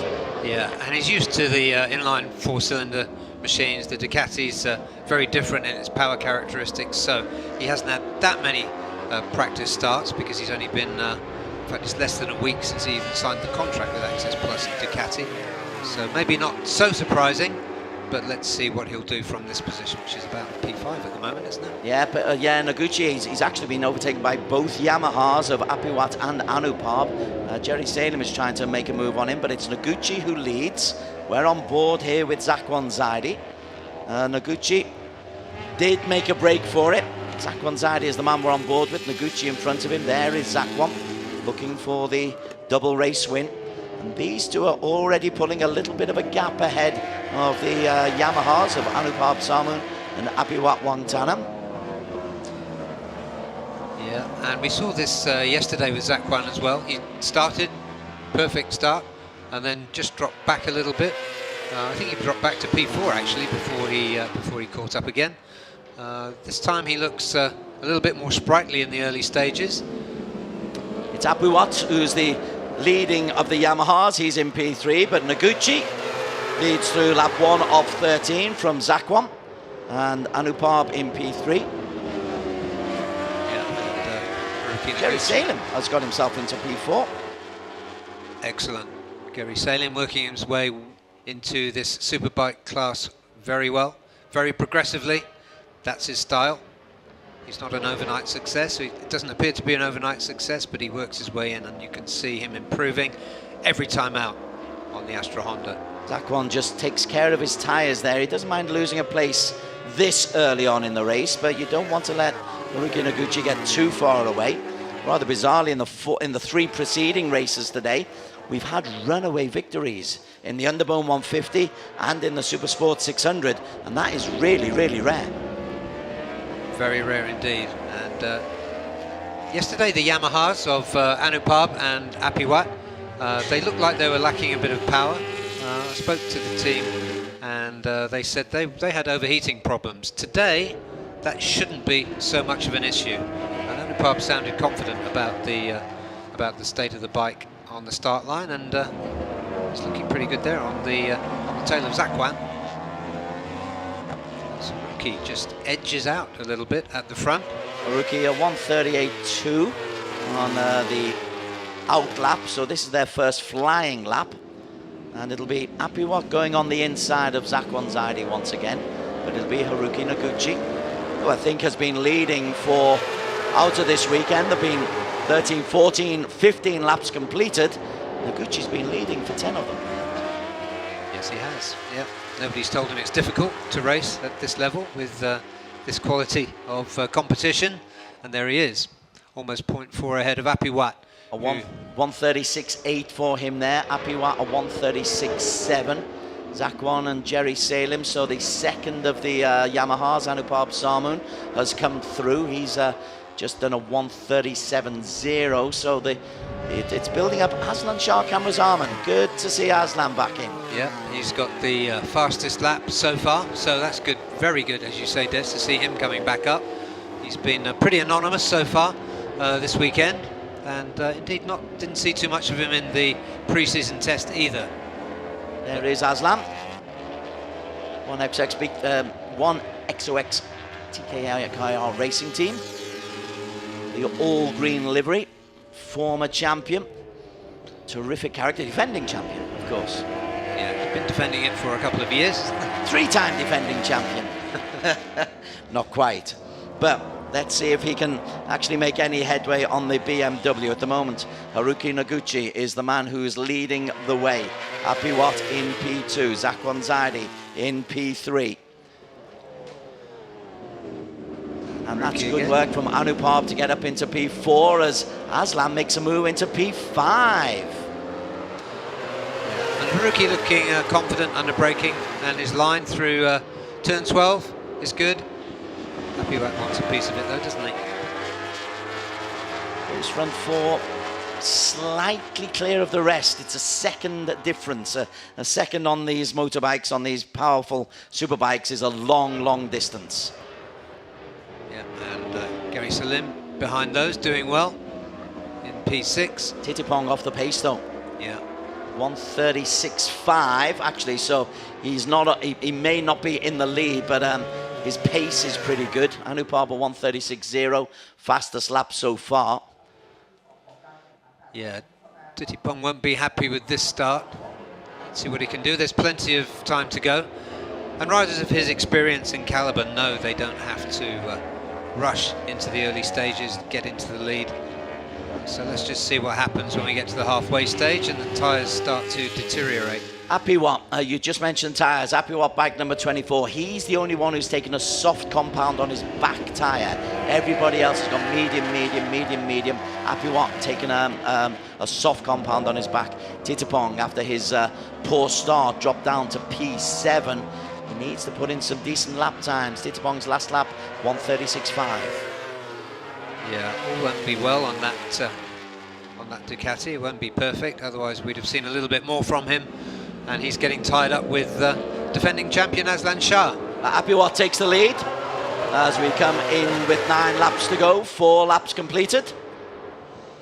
Yeah, Apiwat had to play second fiddle to his teammate Anupab yesterday, taking P4, which would have been well below Apiwat's expectations. Look at the difference though, it's 1.4 seconds between the P4 of Anupab Samoon on the last of that group of 4 on the Yamaha, and the first of the next group, which is Aslan Shah Kamruzaman on the BMW, as Titipong tries to get around Jerry Salim. So this is the second group.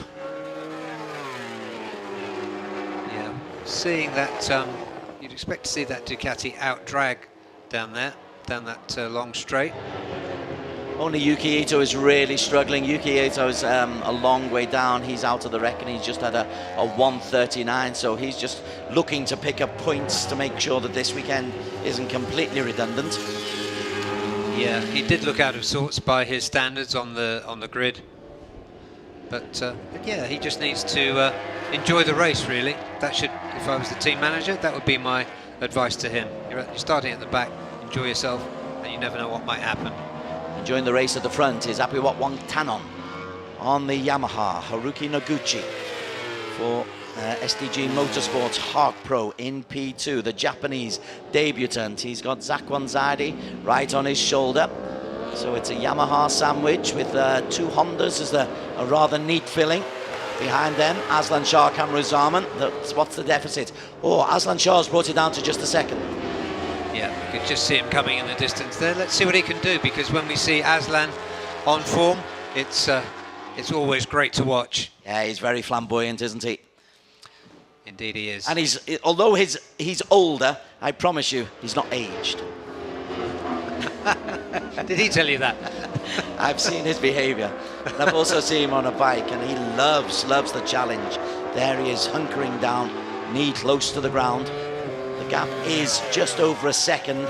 It's a big, powerful beast, the BMW. If they get the setup right, though, this should be, with a long straight, a very suitable circuit for it.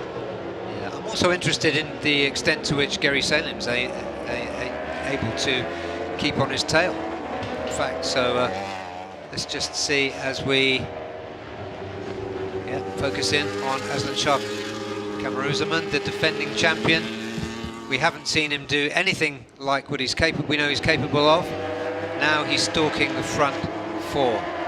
Let's see if he can put himself in a podium position. Plenty of time, we're at half distance in the race, 8 laps to go. He's posted the fastest lap, 136.5. Yeah, this could be good, as he... see, I think he was just coming up behind Gary Salim as we look at the front 4 going through turn 12 now. Now, noticeably, Noguchi has been dropped a little bit. He went from 1 to 3.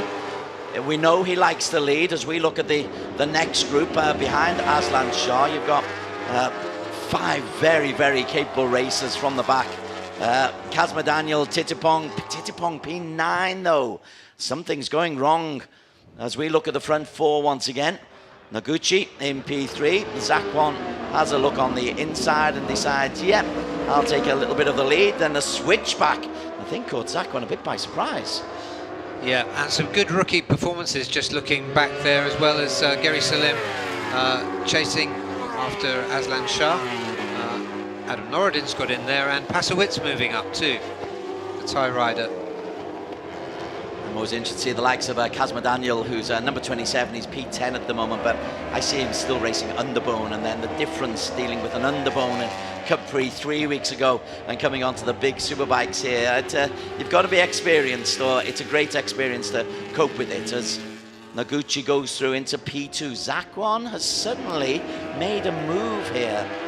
Barry Russell. Yeah, as we get into half distance, yep, he's making a move. He knows how this Honda works on wearing Dunlops.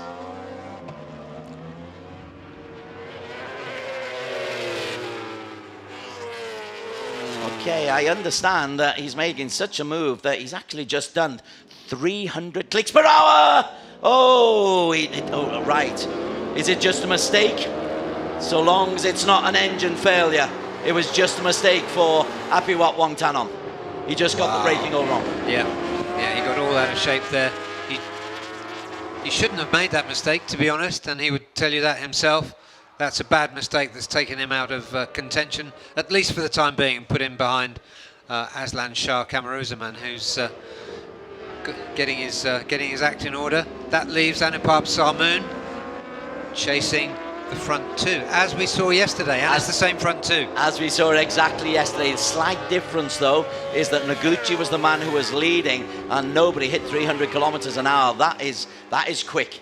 That is quick that Zakwan is putting this lap together. His last lap was a 1:36.8. As Aslan Shah has just lost the opportunity. This is the battle for P4, isn't it? Apiwat ahead of Aslan Shah.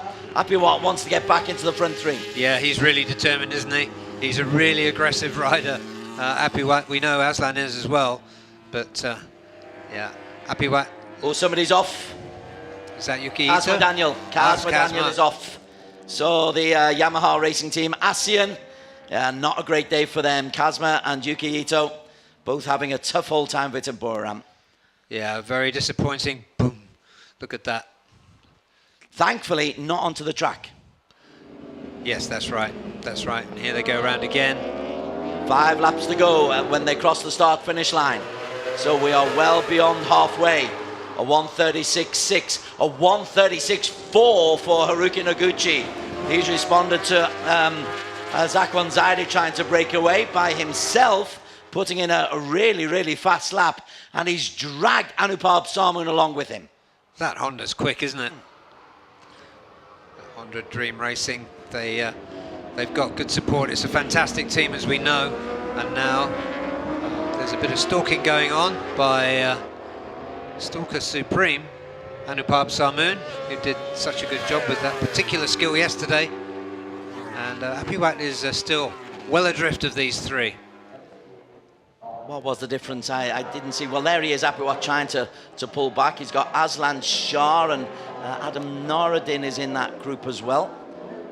Yeah, he's pulling his rookie teammate along with him. And Titipong's rejoined that group of 4. Yeah. Titipong's looking to try to get into the top 5.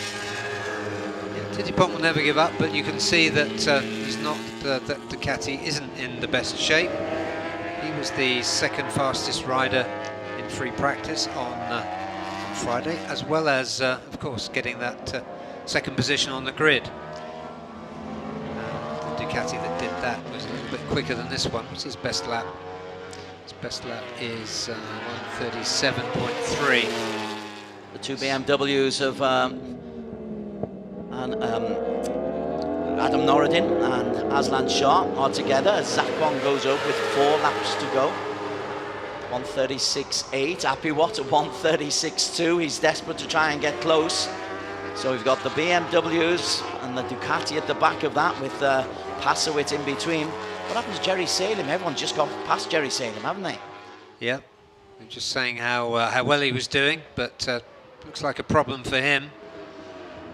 36.9, 139. Yeah, last lap 139.4. Anupab must be horrible to race against because you know that he's right up there and he's just waiting. Stalking is exactly the right word used. Haruki Noguchi was stalked yesterday. Yeah, he's a protege of the great Desha Kreisart, multiple Supersport champion in Asia road racing. I know they're close, those two, and I know that Anupab really looks up to him. He used to carry a number 24, which was Desha's number on his helmet. Quick split time from Zakwan on the 36.8 into sector 2. 36.9 ahead of Haruki Noguchi, but Haruki Noguchi is not being pushed off here. In fact, Zakwan has, at one stage, Zakwan looked like he may be able to get away, but they've dragged him back. And also coming not a million miles away, Apiwat Wangtanan is trying to get there. Haruki Noguchi goes on the inside and takes the lead. Yeah, he blocked Zakwan into that in a clean move, aggressive move, and he got himself through to the front. Was that a rehearsal for the final lap? Well, this is exactly what we saw yesterday. They exchanged places 5 times in the last 3 laps.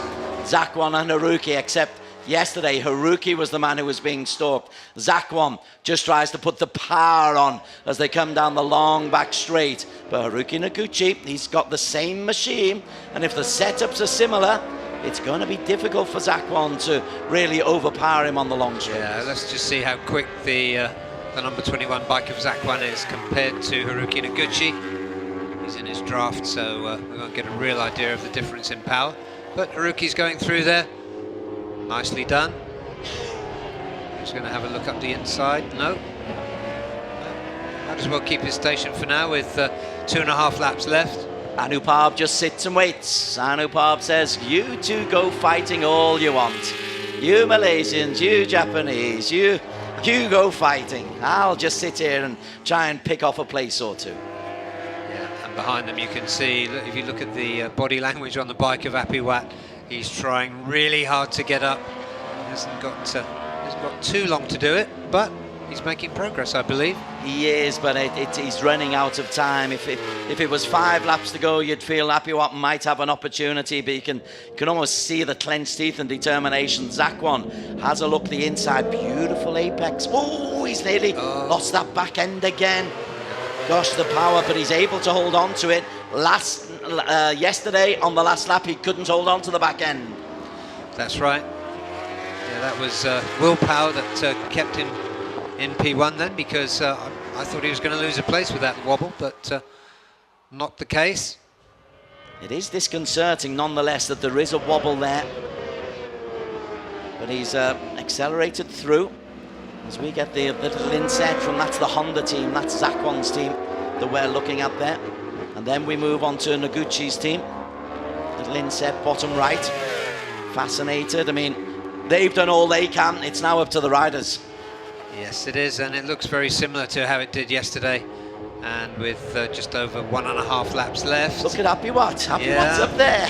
Apiwat's there, and the danger is for the 2 Thai riders is that they hold each other up, because Anupab will be the first one that Apiwat catches up with, which could just give these 2 a little bit of daylight.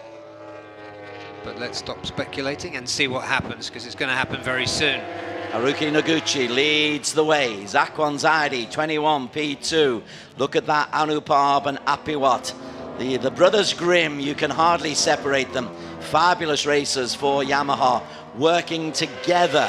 If they can get close to the front 2. We come in for the penultimate time to corner number 12. Zakwan, he takes the inside line, trying to switch back. Oh, that's a rehearsal. That's a rehearsal. You can see that. There's nearly contact with the leader, Haruki Noguchi from Zakwan Zaidi. Apiwat and Anupab, 3 and 4. Zakwan's lost it. Zakwan got out of shape. I think he was touched from the back there by Anupab. Perhaps we'll see that again a little bit later, but look the effect that's had. Well, the effect on that is it's a double Yamaha chase onto the back of Haruki Noguchi, and they are close enough to try to strike, but is the power there in the Yamahas? Well, going to see now on this straight, and Anupab pulls out behind his teammate. There's nothing to choose between them, is there? Zakwan's out of it. Zakwan's little mistake or the little catching means that despite him leading, he's out of it. Noguchi was in such a strong position yesterday, only got P3, but he's got Apiwat and Anupab right up his back wheel. 24 is Apiwat, 500 is Anupab. Half a lap to go. Inside, Yamaha take the lead. Switch back from Noguchi. Apiwat round the outside, brilliant from Noguchi. Apiwat has met his match with this Japanese rookie, but let's see what happens now. This is Anupab Samu now in the lead. Corner number 12, Anupab 500. Zakwan's back into the play. Anupab, Noguchi goes around the outside. Zakwan can hold on. Zakwan will lose it. The victory goes to Apiwat Wangtanan. From Zakwan, from Noguchi, from Anupab, from Pasowit, from Aslan, from Adam Noradin. Apiwat Wangtanan. What a fantastic fight back after that earlier error. And there's their coach, Wichiwi, the great GP rider. He's delighted with that. Oh my giddy aunt. Oh my word. Apiwat Wangtanan. He was miles behind. He was gone. That was incredible by Apiwat, and I'm going to go down and talk to him. Wow. Zakwan Zaidi recovered for P2 when he seemed out of it. Noguchi, corner number 12, catches him out again. So it's a double P3 for Haruki Noguchi. He's doing a wheelie. He may be happy, but it could have been a double win for Noguchi. Wow, sensational. Underbone type entertainment with the Superbikes. Here's the final corner once again. Zakwan looks on the inside. Noguchi can't hold it. He takes out Anupab Samun. Apiwat Wangtanan takes advantage, and so he goes and takes the victory. Behind them, it's a massive race between Pasabir Aslan and Adam Noradin for P5. Titapong finishes in P8. Oh, I'm voiceless and breathless. The action has been top class. You can't ask for better. Can't ask for better.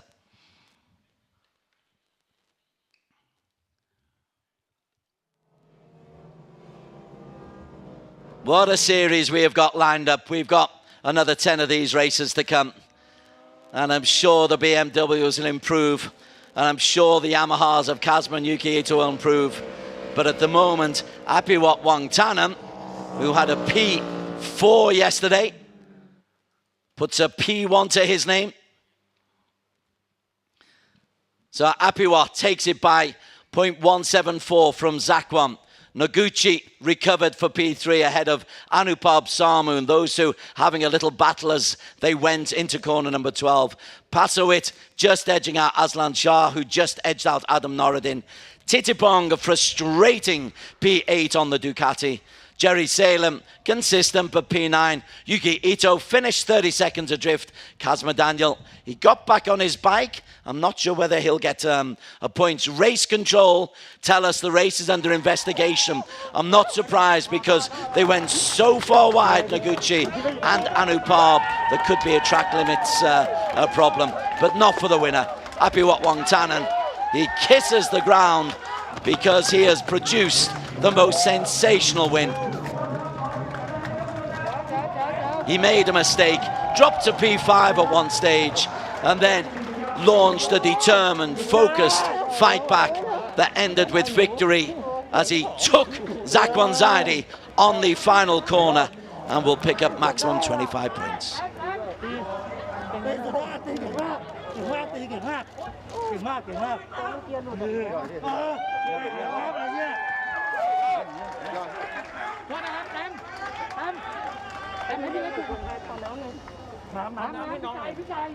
Well, that Thai flag will be raised very, very proudly.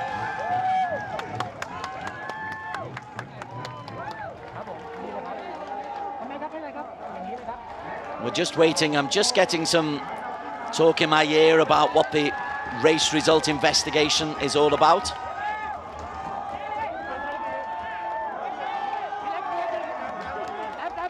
Okay, and the result is that Haruki Noguchi has been demoted to P4 and Anupab Samoon gets P3.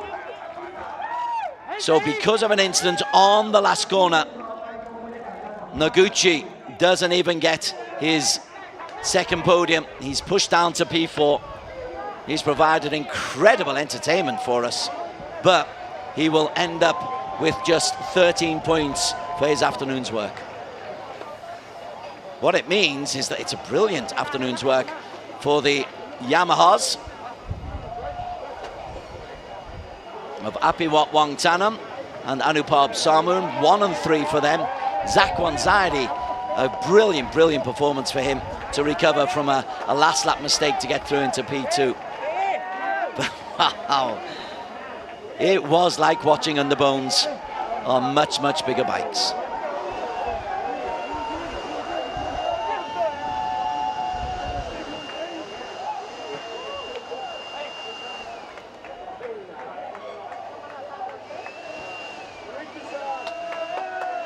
Zakwan Zaidi takes in the water.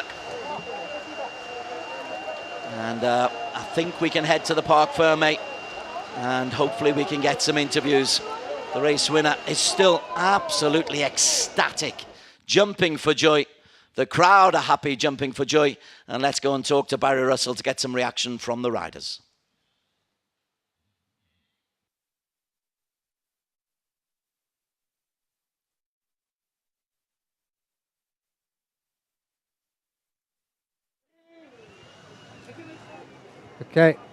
Okay, and we're down in Parc Ferme once again with Anupab Samoon. Anupab, this is a great weekend for you for championship points. P2 yesterday, P3 today. How was that race for you? That was hard. Yes, today game is more hard than yesterday. Yet very hard. Many rider very strong. 1, 2, 3 is very strong. But I can put in the last lap and have some problem touch with number 73 a little bit, no problem, but don't worry. But I will do my best from yesterday. I try a lot, I try more hard, many laps every time. First, I would like to say thank you for Yamaha Thailand Racing Team for the support everything, and thank you all sponsors and all fan club for cheer. And now I'm very happy because we can stay in the podium, second rider. Yes. Yeah, we can hear the excitement. Anupab, well done. That's a fantastic weekend's racing for you. Congratulations. Okay, thank you very much. Thank you. Bye. Very good weekend's work for Anupab Samoon for Yamaha Thailand Racing Team, and another great day out for Zakwan Zaidi. Zakwan, overall, you've had a fantastic week. Today, just slightly blotted that perfect record for P2, but how was that race? Actually, I quite disappointed because I tried to aim double win. But this is, the rezeki, syukur alhamdulillah. And finally, we still got the podium. That is the important. We collect the point. But maybe I have made some mistake in the last lap. In the first corner, I almost hit the front rider. But after I realized maybe impossible to podium. But I tried to catch up in the last lap. Finally, podium is good for me. Thank you for the support. Now, come back. Congratulations, Zakwan. It's a fantastic weekend's work. We'll see you in Japan. Yes, thank you. So Zakwan Zaidi, and see if we can find the winner who's been buried under people celebrating. Apiwat congratulations. What a fight back that was. You looked like you'd lost touch with the leaders, and somehow you came back. What happened? Yeah, it start is I cannot. I follow is the front group is the front group is really fast. But yeah, I learning a lot every lap. But in the middle race, I mistake in the engine a little bit and don't can to down the first one as less lose the time. But I pushing put a lot. It's a 2 lap. It's I know it's step by step. Yeah, learning is the first the last lap I can do it. We know what a fighter you are, Apiwat. It paid off today in space. Congratulations, my friend. Thank you very much. Thank you, Thai Yamaha. Thank you, every fan. It's thank you. Yeah, I think he's pretty. Highlights of a fantastic 1000cc Superbikes race number 2 at the Asia Road Racing Championships in Buriram. It would turn into a phenomenal victory and a phenomenal home victory.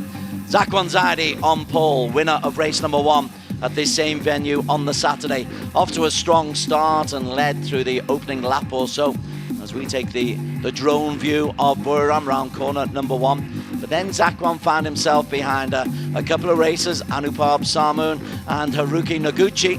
Noguchi, the debutant from Japan, really chasing the work of Anupab Samoon. Zakwan getting himself into P2 around about the midway point of the race and then taking the lead. And from this stage, you would have thought that Zakwan was able to go on and actually secure the victory. But Haruki Noguchi decided that he wanted to be involved in the race as well. Then there was a mistake. This is a problem. Apiwat Wongtanan, he went wide. Kazma Daniel blew an engine. He went out. And we thought that, okay, this is how it's going to finish. But we knew that Anupab Samoon would try to hold on to P3. But behind them, Apiwat was determinedly trying to force his way back into the reckoning for P3. 4 laps to go. At the very, very back of your shot, you'll see Apiwat Wongtanan. It's important because with 2 laps to go, he joined up with the others. This is where Noguchi decided to make his move. Noguchi takes the lead. Zakwan in P2. The 2 Yamahas are behind. Then Zakwan gets it wrong. A mistake from Zakwan. He loses 2 places. This is where Anupab takes the lead. Noguchi wants it back, but Anupab Samoon, number 24, is there. Then he's pushed out wide. Apiwat Wongtanan is able to recover from way, way down, and the victory goes, in the end, to Apiwat Wongtanan, ahead of Zakwan Zaidi. Anupab comes in P3, despite Haruki Noguchi going over the line ahead of him, but there was a problem for Noguchi. Anupab gets 16 points for P3.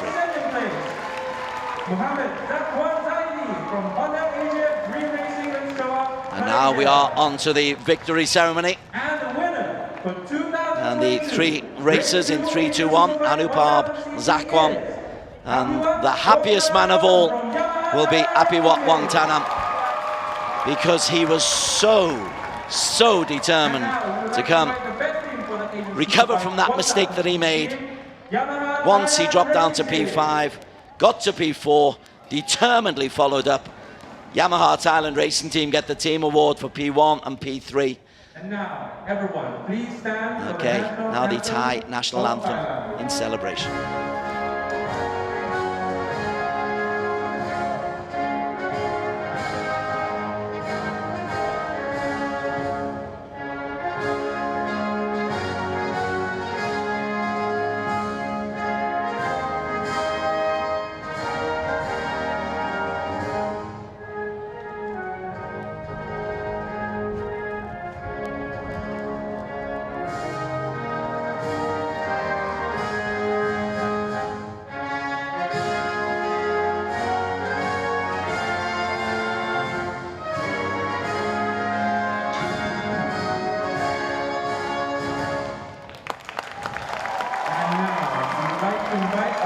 Very, very happy Thai national anthem celebrated by Apiwat Wongtanan. With 4 laps to go, I don't think he believed that he would be the man receiving the national anthem. And you could see just how much that meant to the crowd here and how much it meant to the Yamaha Thailand team. It was crazy down there in Park Fermé.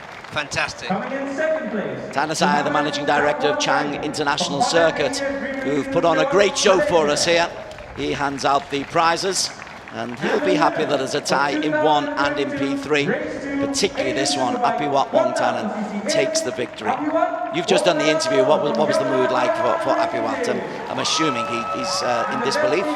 He was not in disbelief, but he was so pumped up, so excited. He knows that he showed us the best of Apiwat Wongtanan on today.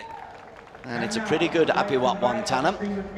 It'll move him into second place in the overall standings, which we'll see in just a moment. Stefan Karapier. He's got slower and slower going up those steps, Stefan, hasn't he, as the weekend has gone on. But he's been great support by the FIM Asia president. Hands out the helmets to the top 3. Zakwan Zaidi, he'll be top of the championship standings with a P1 and a P2. He's the man to beat. But the man who beat him today is Apiwat Wongtanan. And that really was a fantastic performance. It lifted the crowd. The rain is just about to come. You can hear the thunder around us. That would have been fun going into the final couple of laps, a little bit of rain. That's why there's a little bit of pace to get the ceremony done. The rain is about to start down. There's the championship standings. Zakwan 45, Apiwat 38, Anupab 36, Noguchi 29. That's harsh. He deserves better for this weekend. Pasawit 22, Noradin 18, Jerry Salim 15, and Titapong. He'll get better on the Ducati. Yuki Ito 12 points, Aslan Shah and Kazma Daniel 10 each for Yamaha Racing ASEAN. TJ Alberto, get better soon, kid. Broken collarbones do not mend easily. Our next visit is the Sepang International Circuit, 27th to 29th of May. We hope Mandalika for round 3, we'll find out. Then Sportsland Sugo, Zhuhai in September, before we're back here in November at the Chang International Circuit. And just as my voice gives out, quick thanks from Barry Russell for your work today. It's always a pleasure, Des. I can hear your voice going, but what a fantastic weekend this has been. It's great to be back. Indeed. Looking through the calendar as well and looking forward to the remaining rounds. To Wayuaji Trilaksana, to Andy Mohammed Fadli, to Helmi Asman, to Zakwan Zaidi, the championship leaders. It's been fabulous to be back with you. This is the Asia Road Racing Championship. We are proud to have brought you this footage from the Chang International Circuit. We'll see you in May at Sepang.